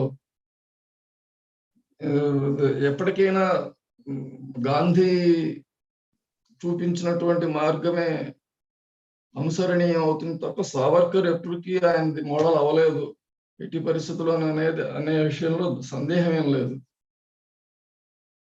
అయితే అనంతమూర్తి గారి పుస్తకం విషయంలో నాకు కలిగిన అభిప్రాయం ఏంటంటే ఆయన చాలా బ్రాడర్ క్యాన్వాస్ తీసుకున్నారు. నాకు అది కొంచెం ఇబ్బందికరంగా అంటే నేను జీర్ణించుకోవడం కొంచెం ఇబ్బంది అయింది నాకు. ఎలాగంటే మనం ప్రజెంట్ కాంటెక్స్ట్ లో ఇప్పుడు హిందుత్వ వర్గాల ఆధిపత్యము, వాళ్ళ రాజకీయ అధికారము కూడా సామాజికంగా ఎటువంటి ప్రభావాన్ని చూపిస్తున్నాయి, దాని గ్రావిటీ ఎలాంటిది అనేది మనం ఈ రోజున ప్రత్యక్షంగా చూస్తున్నటువంటి విషయం. దీన్ని బ్రాడర్ క్యాన్వాస్ మీద ఆయన తీసుకున్నప్పుడు దాంతో ఏమైందంటే కొంత డైల్యూట్ అవుతుందా అనే అభిప్రాయం నాకు కలిగింది. ఆయన భావజాలం, ఆయన ఈ చేసినటువంటి ప్రతిపాదన, ఆయన ఇంటర్నేషనల్ గాంధీ హిందూ స్వరాజ్ ఇంటర్నేషనల్ గా ఎలా అపీలింగ్ గా ఉందో, ఇది ఈ ఆధునిక అభివృద్ధి మోడల్లో ఎలా వినాశకరమో, దీనికి ఎలా సర్వోదయ అనేది ప్రత్యామ్నాయం ఇది చెబుతోందని ఆయన ఈ ఎంఫసిస్ ని పెంచేయడం వల్ల ఇమీడియట్ థ్రెట్ అనేది కొంచెం డైల్యూట్ అయింది. దాని గురించినటువంటి ఫోకస్ డైల్యూట్ అయిందని నాకు అనిపించింది. అలాగే నాకు ఇంకొక చిన్న ఆశ్చర్యమును కొంత ప్రశ్నార్థకంగానూ కనిపించింది ఇంకొకటి ఉంది. ఆయన కాంగ్రెస్ ని, అఫ్ కోర్స్ కాంగ్రెస్ చేసినటువంటి అకార్యాలు, అకృత్యాలు చాలా ఉన్నాయి, అది అందులో సందేహం ఏం లేదు. అయితే ఇక్కడ ఆయన విచిత్రంగా ఈ సావర్కర్ ని, నెహ్రూ, సర్దార్ పటేల్, హిట్లర్, చివరికి హిట్లర్, ఇందిరాగాంధీ, వీళ్ళ మధ్యన ఒక ఈక్వేషన్ తీసుకొస్తారు. ఇది కూడా నాకు ప్రజెంట్ ఇప్పుడు ఉన్నటువంటి కాంటెస్ట్ లో, ఇప్పుడు తక్షణంగా మనం ఉన్నటువంటి థ్రెట్ యాంగిల్లో చూసినప్పుడు ఇది కూడా ఫోకస్ ని డైల్యూట్ చేస్తుందని నాకు అనిపించింది. ఇప్పుడు ఒక భావజాల రంగంలో హిందుత్వ సావర్కర్ ఏ హిందుత్వనైతే ఆయన ప్రోపగేట్ చేశారో దానికి ఆయన అనంతమూర్తి భాషలో బహుశా లేకపోతే శివ విశ్వనాథ్ అన్నట్టున్నారు, దానికి ఒక క్లోన్ రూపంలో ఉన్నటువంటి మోడీ దాన్ని ఎలా అయితే తీసుకొస్తున్నారో, ఆ హిందుత్వ అనేటటువంటి ఇమీడియట్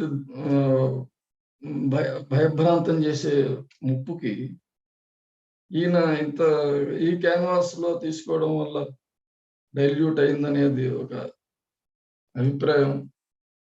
ఈ కాంగ్రెస్ ని బ్రూటాలిటీ అఫ్ కోర్స్ అది ఆయన సిక్కులు ఉచకోత దాన్ని ఉదాహరించారు. దీన్ని అనుసరించి బ్రూటాలిటీలో హిట్లర్ ని, ఈ సావర్కర్ భావజాలం వాళ్ళని, వీళ్ళందరినీ ఈక్వేట్ చేయడం, ఇది కొంచెం నాకు ప్రశ్నార్థకంగా అనిపించింది. అలాగే ఇంకొకటి, ఆయన అనంతమూర్తి గారి పుస్తకంలో నిమ్న కులస్థుడు పాలకుడు కావడం ప్రాచీన భారతంలోనే సాధ్యమైందని, శూద్రుడు తన శౌర్య సాహసాలతో పైకి ఎదిగి క్షత్రియుడు కావచ్చని అంటూ శివాజీని ఒక ఉదాహరణగా ఆయన అనంతమూర్తి గారు చూపించారు. అక్కడ కూడా గ్లోరిఫికేషన్, నేను అది ఒక ఇన్ఎవిటబుల్ సిచ్యువేషన్ అని నాకు అనిపిస్తుంది. అలాగే మోడీ కూడా ఇలాగే ఒక ప్రధానమంత్రి స్థాయికి ఎదగడం అనేది మన ప్రాచీన భారతం కల్పించినటువంటి ఒక సాంప్రదాయం వల్ల వచ్చింది తప్ప ఇది సంఘపరిత భావజాలం వల్ల కాదని, ఇందుకు అనువైన వాతావరణాన్ని గాంధీ, అంబేద్కర్, విపి సింగ్ కల్పించారని ఆయన అనడం ఈ చారిత్రక దృక్కోణం నుంచి చూస్తే అది సరైన వ్యాఖ్య కాదని నాకు అనిపించింది. ఎందుకంటే భారతదేశ చరిత్రలో కనుక చూసినట్టయితే పాలకుల విషయంలో చాతుర్వర్ణ్య వ్యవస్థ ఎప్పుడూ పటిష్టంగా లేదు. ఎందుకంటే అత్యగ్రవర్ణమైనటువంటి బ్రాహ్మణుడు పోటీ పడలేని రంగం కనుక ఆ పాలనా రంగాన్ని బ్రాహ్మణేతరులకు వదిలేశాడు. తప్పనిసరి కాంట్రబెట్ సిచ్యువేషన్ లో వాళ్ళని వదిలేసి ఇంకా వాళ్ళకి క్షత్రియత్వం ఇచ్చి వాళ్ళని క్షత్రియులుగా గుర్తించి తప్పుకున్నాడు ఆయన. అంటే తన ఆధిక్యాన్ని ఇతరేతరంగా, తన సాంస్కృతికంగా, మతపరంగా తన ఆధిక్యాన్ని గుర్తించే షరతు మీద పాలనాధికారాన్ని వదిలే ఒక అడ్జస్ట్మెంట్ అది. దాన్ని మనం గ్లోరిఫై చేయాల్సినటువంటి అవసరం లేదని నాకు అనిపించింది. అది పైగా ఆయన విపి సింగ్, గాంధీ, అంబేద్కర్, విపి సింగ్ కల్పించారనడం కూడా సరైన చారిత్రక దృక్పథం కాదు. ఎందుకంటే చాలా ఉదాహరణలు ఉన్నాయి. మహాభారతం తర్వాత రాజుల అయిన వాళ్ళందరూ క్షత్రియేతర శూద్ర కులాల నుంచి వచ్చిన వాళ్ళే.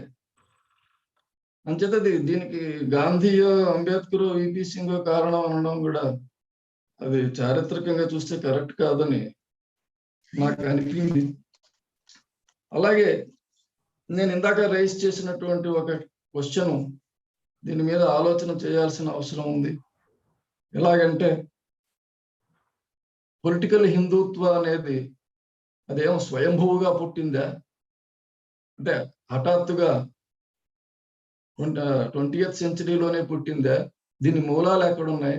గాంధీని వ్యతిరేకించినటువంటి, గాంధీ మీద హత్యా ప్రయత్నం చేసినటువంటి శక్తులు ఎవరు?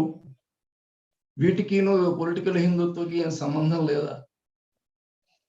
సావర్కర్ ప్రతిరూపాలు మనకి సావర్కర్కి ముందు లేవా అనేటటువంటి ప్రశ్నలు వస్తాయి. నేను విశ్వనాథ సత్యనారాయణ గారిని 1000 పడగల నుంచి నేను ఒక ఉదాహరణ ఇవ్వదలుచుకున్నా. సావర్కర్ ఏమంటారంటే, ఈ భారతదేశ హిందూ మతం, హిందూ సంస్కృతితో ఆమోదించి హిందుస్థాన్ని గౌరవించేటువంటి వాళ్ళని హిందువులుగా గుర్తిస్తాం అని చెప్పి, మరి ముస్లిం సంగతి ఏంటంటే, ముస్లింల విషయం తర్వాత, అంటే వాళ్ళని భారతదేశంలో వాళ్ళని హిందూ పౌరుడిగా గుర్తించడం పట్ల సావర్కరు కొంత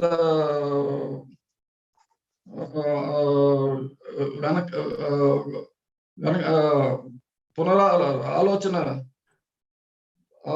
లేనట్టుగా కనిపిస్తాడు ఆయన. గోల్వాల్కర్ కూడా అదే.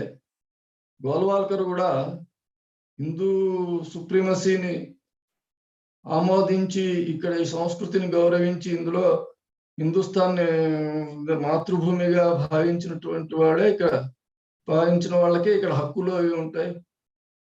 అవి అలా లేని వాళ్ళు ఈ దేశంలో ఉంటే ఉండొచ్చు, కానీ వాళ్ళకి ఇక్కడ ఉండే పౌరులందరికీ ఉండే హక్కులు ఉండవు అని చెప్పి గోల్వాల్కర్ అంటాడు. నేను ఇక్కడ విశ్వనాథ సత్యనారాయణ గారు 1000 పడగల్లో రాసింది నేను ఉదాహరిస్తాను. ఆయన ఏమంటాడంటే, మన దేశం అనగా 4 హద్దులు గల ప్రదేశం అని కాదు అర్థం. ఇక్కడి మతము, సంఘము, ఆచారములు సర్వమునని అర్థం. ఈ భూఖండమునందు పుట్టినంతలో నొరిగినది లేదు. మన మత సంఘాచారముల యందు పుట్టవాలి, వాడు మన దేశుడు అని ఆయన అంటారు. ఇది సావర్కర్ గోల్వాల్కర్ నిర్వచనానికి ఏమి భిన్నమైనటువంటి నిర్వచనం కాదు. కానీ విచిత్రంగా ఏం జరుగుతుందంటే, విశ్వనాథ సత్యనారాయణ మొదలైనటువంటి వాళ్ళని ప్రీ హిందుత్వ ఎలిమెంట్స్ కింద చెప్పి వాళ్ళని గ్లోరిఫై చేయడం, వాళ్ళని చాలా ఆదర్శవంతులుగా చెప్పడం జరుగుతోంది.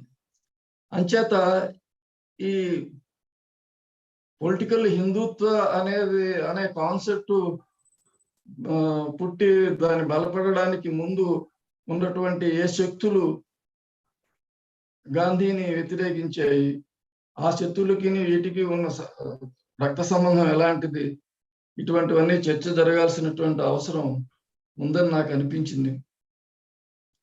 మొత్తం మీద చెప్పాలంటే కొన్ని రిజర్వేషన్స్ తో తప్పనిసరిగా అనంతమూర్తి గారి పుస్తకం హిందుత్వ ఆర్ హిందూ స్వరాజ్ అనేది తప్పనిసరిగా అధ్యయనం చేసి ఈనాటికి అవసరమైన అంశాలను దాని నుంచి ఉద్ధరించవలసిన అవసరం ఉంది. తప్పనిసరిగా అది గొప్ప ఆలోచనని అనేక కోణాల నుంచి చర్చని రేకెత్తించేటటువంటి పుస్తకం అనడంలో సందేహం లేదు. ఈ రకంగా దానిని మంచి పుస్తకం శీర్షిక కింద దాన్ని చర్చకి నిర్వాహకులను మరోసారి అభినందిస్తున్నాను. ఇంటర్నెట్ ప్రచారంలో మధ్యలో జరిగినటువంటి అంతరాయానికి క్షమించమని కోరుతున్నాను. నాకు ఈ అవకాశం ఇచ్చినందుకు ధన్యవాదాలు తెలుపుతూ ఇంటి విరమిస్తున్నాను. ధన్యవాదాలు భాస్కరం గారు. మేము కోరుకున్నటువంటి ఈ పుస్తకాన్ని ప్రతిపాదించడం వెనుక, ఈ పుస్తకం చుట్టూ ఈ రోజు చర్చని ప్రేరేపించడం వెనుక మాకున్నటువంటి ఆలోచన కూడా అదే. ఈ రోజు ఉన్నటువంటి భారతదేశానికి, ఈ భారతదేశంలో జరుగుతున్నటువంటి పరిణామాలని, రాజకీయ ఆర్థిక విధానాలను కానీ, సాంస్కృతిక అవగాహన కానీ ఇదే భారతదేశాన్ని ముందుకు తీసుకెళ్ళగలుగుతుందా, లేదు మరొక ప్రత్యామ్నాయం కోసం ఆలోచించాల్సినటువంటి అవసరం ఉందా అన్నది మౌలికమైనటువంటి ప్రశ్న మా ముందు ఉన్నటువంటిది. ఆ మరో ప్రత్యామ్నాయం అవసరం అని చెప్పి భావించినప్పుడు ఆ ప్రత్యామ్నాయాన్ని వెతకడం కోసం చేసే ప్రయత్నాల్లో మనం అనేక వనరుల్ని వెతుక్కోవాల్సి ఉంటుంది, అనేక వనరులపైన ఆధారపడాల్సినటువంటి అవసరం కనిపిస్తుంది. ఆ ప్రయత్నంలోనే ఈ పుస్తకాన్ని చర్చకి పెట్టడం, వరప్రసాద్ గారు ప్రతిపాదించినట్టుగా సంవత్సరం అంతా ఈ రకమైనటువంటి అవగాహన పెంపొందించే దిశగా మా వంతు కృషి చేసే ప్రయత్నంలో భాగంగానే ఈ చర్చని ముందుకు తీసుకొచ్చాం. చాలా ముఖ్యమైనటువంటి అంశాలు వచ్చాయి. మనోజ్ చక్రవర్తి గారు మాట్లాడిన దాంట్లో రాజకీయాలు మతం ఎప్పుడూ అతీతం కాదు, ఒకటి పరస్పరం ఆ రెండు కూడా ఒకదాని ఒకటి పోషించుకుంటూ ఉన్నాయి. ఇది చరిత్ర. ఆ చరిత్ర నుంచి ఆధునిక ప్రపంచంగా ముద్ర వేసుకున్నటువంటి ప్రపంచం, ఐరోపా కానీ, లేదంటే నిన్న మొన్నటి వరకు మనం రాజ్యాంగబద్ధమైనటువంటి భారత స్వయం పరిపాలన కానీ, పార్లమెంటరీ ప్రజాస్వామ్యం కానీ మనం చెప్పుకున్నటువంటిది ఒక అడుగు పక్కన జరగడం కోసం ప్రయత్నం చేసింది. మళ్ళా తిరిగి ప్రపంచం ఆ మితవాద ధోరణులు, రాజకీయ ధోరణుల వైపు, రాజకీయ ఆర్థిక మితవాద ధోరణుల వైపు ప్రయాణం సాగిస్తోంది. ఈ రెండు ఒకదానికొకటి పరస్పరం పోషించుకుంటూ ముందుకు వెళ్తున్నాయి అనేది ఒక మౌలికమైనటువంటి అంశాన్ని మన ముందు చర్చకు పెట్టారు.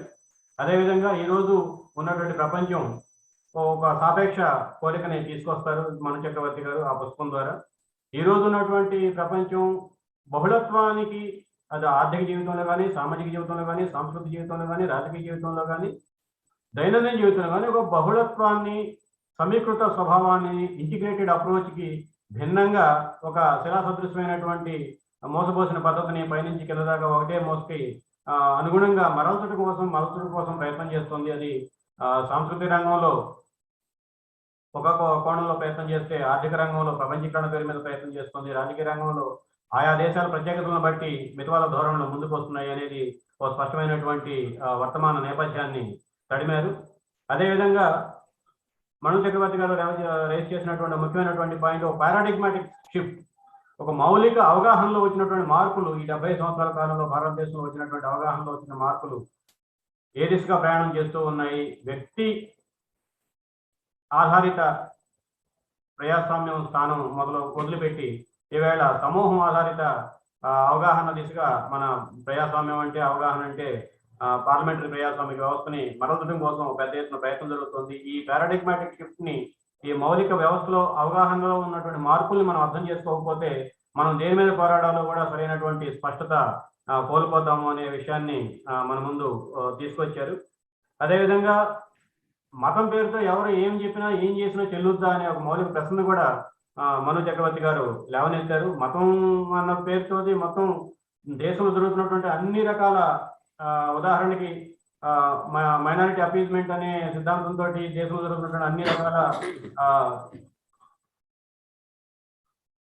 లోపాలని కప్పిపుచ్చడం కోసం ప్రయత్నం జరిగిందని చెప్పి మనం అనుకుంటే, ఈ రోజు మతం పేరుతోటి మతానికి ఒక బయట నుంచి ఒక ప్రమాదం ఎదురవుతుంది అనే పేరు మీద దేశంలో జరుగుతున్నటువంటి అనేక రకాలైనటువంటి అకృత్యాలని, అరాచక పరిపాలనని, అప్రజాస్వామిక పరిపాలనని, రాజ్యాంగ విరుద్ధ పరిపాలనని సమర్థించుకోవడం కోసం, దాన్ని కవరప్ చేయడం కోసం పెద్ద ఎత్తున ప్రయత్నం జరుగుతుంది. ప్రజల దృష్టిని మళ్లించడం కోసం ప్రయత్నం జరుగుతోంది. దీన్ని కూడా మనం సీరియస్ గా పరిగణలో తీసుకోవాల్సినటువంటి అవసరం ఉంది అని చెప్పి తీసుకొస్తూ, ఈ క్రమంలో 2014 నాటికి సావర్కర్ మళ్ళా తిరిగి పునరుద్ధానం పొందడం. సావర్కర్ అంటే సావర్కర్ ఆలోచనలు, సావర్కర్ ఆరాధించినటువంటి భావజాలం, ఆచరణ పునరుద్ధానం పొందడం భారతదేశంలో ఏ రకమైన పరిణామాలకు దారితీస్తుంది అన్నది చర్చకి తీసుకొచ్చారు. మను చక్రవర్తి గారికి ధన్యవాదాలు. అదేవిధంగా ఈ మొత్తం 75 సంవత్సరాల కాలంలో జరిగినటువంటి పొరపాటు అంటే ప్రజాస్వామిక వ్యవస్థని, ఆధునిక భారతదేశ నిర్మాణాన్ని దిశగా సాగుతున్నటువంటి ప్రయత్నాలని సంఘటితం చేసుకోవడంలో, కన్సాలిడేట్ చేసుకోవడంలో, మరింత మెరుగైన ముందడుగు వేయించడంలో వ్యక్తులుగా, వ్యవస్థలుగా, పాలకులుగా, పార్టీలుగా పోషించాల్సినటువంటి పాత్రని తమ స్థాయిల్లో పోషించడంలో వైఫల్యం చెందారు. కాబట్టి ఈరోజు ఇటువంటి శక్తులు ముందుకు వచ్చాయి. అందువల్ల ఈ రోజు భాస్కర్ గారు కూడా లేవనెత్తారు. ఈ రోజు ఏదైతే హిందుత్వ భావన ముందుకు వచ్చింది కాదు, నిజానికి సాపేక్షంగా రాజకీయ చర్చల్లో కూడా కనిపిస్తూ ఉంది. వీళ్ళు 100 సంవత్సరాల్లోనే పార్టీ పెట్టారు, 100 సంవత్సరాల్లోనే 3 పార్టీలు పెట్టారు, 100 సంవత్సరాల్లోనే ఒక సిద్ధాంతాన్ని అనూచారంగా తీసుకొస్తూ వచ్చారు. అంతకుముందు కుడియాడంగా కమ్యూనిస్టులు కూడా భారతదేశంలో 100 సంవత్సరాల ఉనికి ఉన్నప్పటికీ వాళ్ళు అడుగు ముందుకు వేయడంలో విఫలం అవుతున్నారు అని చెప్పి ఒక ముడి పోలిక, రా కంపారిజన్ మనకి అప్పుడప్పుడు వినిపిస్తుంది, కనిపిస్తుంది. కానీ ఆర్ఎస్ఎస్ భావజాలానికి, ఆ రకమైనటువంటి ఆలోచనకి ఇదేదో 100 సంవత్సరాల చరిత్ర మాత్రమే ఉందని చెప్పి అనుకుంటే మనం పొరపాటు పడతాం. నా అవగాహనలోనూ అనేక మంది పెద్దలు, భాస్కర్ గారు లాంటి వాళ్ళు, మను చక్రవర్తి గారు లాంటి వాళ్ళు, ఇంకా భారతీయ తాత్విక చింతన మీద పరిశోధన సాగిస్తున్నటువంటి, ముద్రణ చేస్తున్నటువంటి పరిశోధకుల అభిప్రాయం ప్రకారం ఈ సాంప్రదాయానికి 3000 సంవత్సరాల వారసత్వం. ఆ 3000 సంవత్సరాల వారసత్వం మన తరతరాలుగా ఇప్పుడు మన డిఎన్ఏ ఎట్టయితే మార్పింగ్ అవుతుందో, ఈ ఆలోచన ధోరణి కూడా రక్తంలోనూ, ఆలోచనలోనూ, నరాల్లోనూ ఇంకిపోయి అదో సహజమైనటువంటి భావనజాలంగా, సహజమైనటువంటి ఆలోచనగా, ఇమ్మీడియట్ గా అట్రాక్టబుల్ పాయింట్ గా మనకి కనిపిస్తుందన్న ఒక మౌలిక అంశాన్ని కూడా మనం గమనించుకోకపోతే, ఈ రోజు ఏదో మనం తాత్కాలికంగా ఎదురుగా ఉన్నటువంటి శత్రువు మీద సాగే పోరాటాన్ని పరిమితం చేస్తాం. మొత్తం ఆధునిక భారతదేశం వైపు మనం నడిపించాలి అంటే భారతీయ సాంప్రదాయం అంటే ఏమిటి ముందు మనం గుర్తించాలి. ఆ భారతీయ సాంప్రదాయం సమీకృత భారతీయ సాంప్రదాయం అనేది మనం అర్థం చేసుకోవాలి. ఆ సమీకృత భారతీయ సాంప్రదాయానికి ప్రాతినిధ్యం వహించే విధంగా రాజ్యాంగాన్ని రూపొందించడం కోసం ఒక మేరకు ప్రయత్నం జరిగింది. ఆ ప్రయత్నంలో ఉన్నటువంటి లోపాలని ఉపయోగించుకొని ఇది ఏదైతే సోషలిజంలో కోసం ప్రయోగం జరిగింది అనేక దేశాల్లో, ఆ ప్రయోగంలో కొన్ని లోపాలు జరిగాయి కాబట్టి సోషలిజమే పనికిరాదు అనే సిద్ధాంతాన్ని ముందు తీసుకురావడం కోసం ప్రయత్నం ఎట్లయితే విస్తృతంగా ఒక విషపూరిత ప్రచారం సాగుతూ ఉందో, రాజ్యాంగాన్ని రూపొందించడంలోనూ అమలు చేయడంలోనూ కొన్ని లోపాలు జరిగాయి. ఆ లోపాలను సరిదిద్దుకొని రాజ్యాంగాన్ని మరింత ఆదర్శవంతమైనటువంటి రాజ్యాంగాన్ని, ఆధునిక రాజ్యాంగాన్ని, ఆధునిక భారతదేశ నిర్మాణానికి పునాదులు వేసే వ్యవస్థగాను రూపొందించాల్సినటువంటి, ఆ దిశగా కృషి సాగించాల్సినటువంటి వాళ్ళ అంతా కూడా ఇది రాజ్యాంగమే తప్పు, అటువంటి రాజ్యాంగం ఉండబట్టి వాళ్ళ భారతదేశం ఈ రకంగా తయారైందని ఒక వితండవాదానికి తీసుకెళ్లే దిశగా చర్చలు నడుస్తూ ఉన్నాయి. ఇది సరైనటువంటి అవగాహన కాదు అన్నది మనం ఈ సందర్భంగా వక్తలు ముందు తీసుకొచ్చారు. అట్లాగే ఈ రచనా కాలానికి సంబంధించినటువంటి అంశం కూడా చర్చకు వచ్చింది. ఇప్పుడు ఎట్లయితే ప్రతి రచనకి నిర్దిష్ట కాలమాన ప్రమాణాలు, వాటి ప్రభావం రచయిత పైన ఆయనకున్నటువంటి అవగాహన రూపొందించుకునే క్రమంలో పనిచేస్తూ ఉంటాయి. అదేవిధంగా గాంధీ గారు హిందూ స్వరాజ్ రాసినప్పుడు కానీ, సావర్కర్ హిందుత్వ ఎసెన్షియల్స్ ఆఫ్ హిందుత్వ రాసినప్పుడు కానీ, లేదంటే ఈవేళ మనం మాట్లాడుకుంటున్నటువంటి హిందుత్వ హింద్ స్వరాజ్య అన్న పుస్తకం అనంతమూర్తి గారు రాసినప్పుడు కానీ వాళ్ళు ఒక నిర్దిష్ట భౌగోళిక భౌతిక పరిస్థితులకు లోబడి ఆ ప్రభావాలకు లోబడి రాస్తున్నారు అన్న విషయాన్ని మనం గుర్తుపెట్టుకోవాలి. అటువంటిప్పుడు సహజంగా ప్రతి మనిషికి ఉండే కొన్ని భావోద్వేగాలు కానీ బలహీనతలు కానీ ప్రత్యామ్నాయాలు కానీ పరిమితులు కానీ రచనల్లో కూడా కనిపిస్తూ ఉంటాయి. కాబట్టి దీన్ని మనం ఒక యూనివర్సల్ అండర్స్టాండింగ్ ని ఒక సార్వత్రిక అవగాహనని పెంపొందించే దిశగా ఏ రచన, ఏ రచయిత, ఏ సంఘ సంస్కర్త, లేదంటే ఏ రాజకీయ సిద్ధాంతవేత్త, ఏ రాజకీయ తాత్విక వారసత్వం కలిగినటువంటి వాళ్ళు ఏ మేరకు ఉపయోగపడతారు అన్నది మనం ఫార్వర్డ్ లుకింగ్, మన ఆలోచన, మన ఆచరణ, మన అవగాహన, మన అధ్యయనం సమాజాన్ని ముందు తీసుకెళ్లే విధంగా ఉండాలి. ఆ సమాజంలో భాగంగా భారతదేశాన్ని ముందు తీసుకెళ్లే విధంగా ఉండాలి. భారతీయులుగా ఉన్నటువంటి 133 కోట్ల మంది ప్రజానీకం యొక్క అవగాహనని మరింత ఆధునికీకరించే పద్ధతుల్లో ఉండాలి. దాని పనికొచ్చే సమాచారం మొత్తాన్ని పోగు చేసి ప్రజలకి అందుబాటులో తీసుకోవాల్సినటువంటి అవసరం ఉంది. అందువల్ల ఈ రాజకీయ హిందుత్వం యొక్క పుట్టుపూర్వోత్తరాలు వీటిని మరింత లోతుగా పరిశీలించాల్సినటువంటి అవసరం ఇప్పుడున్నటువంటి మన అవగాహనని కేవలం సావర్కర్కి, ఆర్ఎస్ఎస్కి, బీజేపీకి పరిమితం చేయకుండా మరింత మెరుగైన భారతావని నిర్మాణం కోసం సాగే ప్రయత్నాల్లో మనవంతు మనం ఏ రకమైనటువంటి కంట్రిబ్యూషన్, తోడ్పాటుని అవగాహన రూపంలో కానీ ఆచరణ రూపంలో కానీ అందించడానికి ప్రయత్నం చేయటం, మనకి అవగాహన ఉండి పక్కన వాళ్ళు ఆచరణ చేస్తున్నప్పుడు ఆ ఆచరణలో మార్గంలో ఉన్నటువంటి వాళ్ళకి మన అవగాహన జోడించే దానికోసం ప్రయత్నం చేసే కృషిలో మీరందరూ భాగస్వాములు అవుతారని చెప్పి ఆశిస్తూ I think Manu sir, there are no questions as of now. And on behalf of Manchi Pustakam, we are happy to invite all of you to another scintillating discussion that is coming up on 20th of February on a resistible rise. This is what exactly we are thinking and discussing for in India for a period of almost 10 years, a decade. So, ఇప్పుడున్నటువంటి ప్రమాదం మన మనో చక్రవర్తి గారు కానీ, భాస్కరం గారు కానీ, వరప్రసాద్ గారు కానీ fascism రకరకాల రూపాల్లో ఉన్నటువంటి ఫాసిజం ప్రమాదం తలెత్తుంది అని చెప్పి ప్రస్తావించారు. అటువంటి ఫాసిజం ఇది ప్రతిఘటించడానికి వీలైన ఫాసిజమా, ప్రతిఘటించడానికి ఏమాత్రం అవకాశం లేని ఫాసిజమా? ఫాసిజం అనేది ఒక సార్వత్రిక మౌలిక లక్షణాలు కలిగినటువంటి అవగాహన, లేదంటే రాజకీయ సిద్ధాంతం, ఆచరణాత్మక వ్యూహం, లేదంటే అది కూడా ఫాసిజం కూడా ఆయా దేశాల కాలమాన ప్రత్యేక పరిస్థితులకు అనుగుణంగా ఆ దేశంలో ఉన్నటువంటి వర్గాలు, వర్గ పొందిక, ఆర్థిక అభివృద్ధి, సాంస్కృతిక అభివృద్ధి, సారస్వతాభివృద్ధి వీటికి అనుగుణంగా కొన్ని మార్పులకు లోనవుతూ ప్రత్యేక లక్షణాలని సంతరించుకుంటుందా అనే విషయాల్ని అర్థం చేసుకునే ప్రయత్నంలో మరో పుస్తకాన్ని మేము ముందు తీసుకొస్తున్నాం. రెసిస్టబుల్ రైజ్ ద ఫాసిజం రీడర్.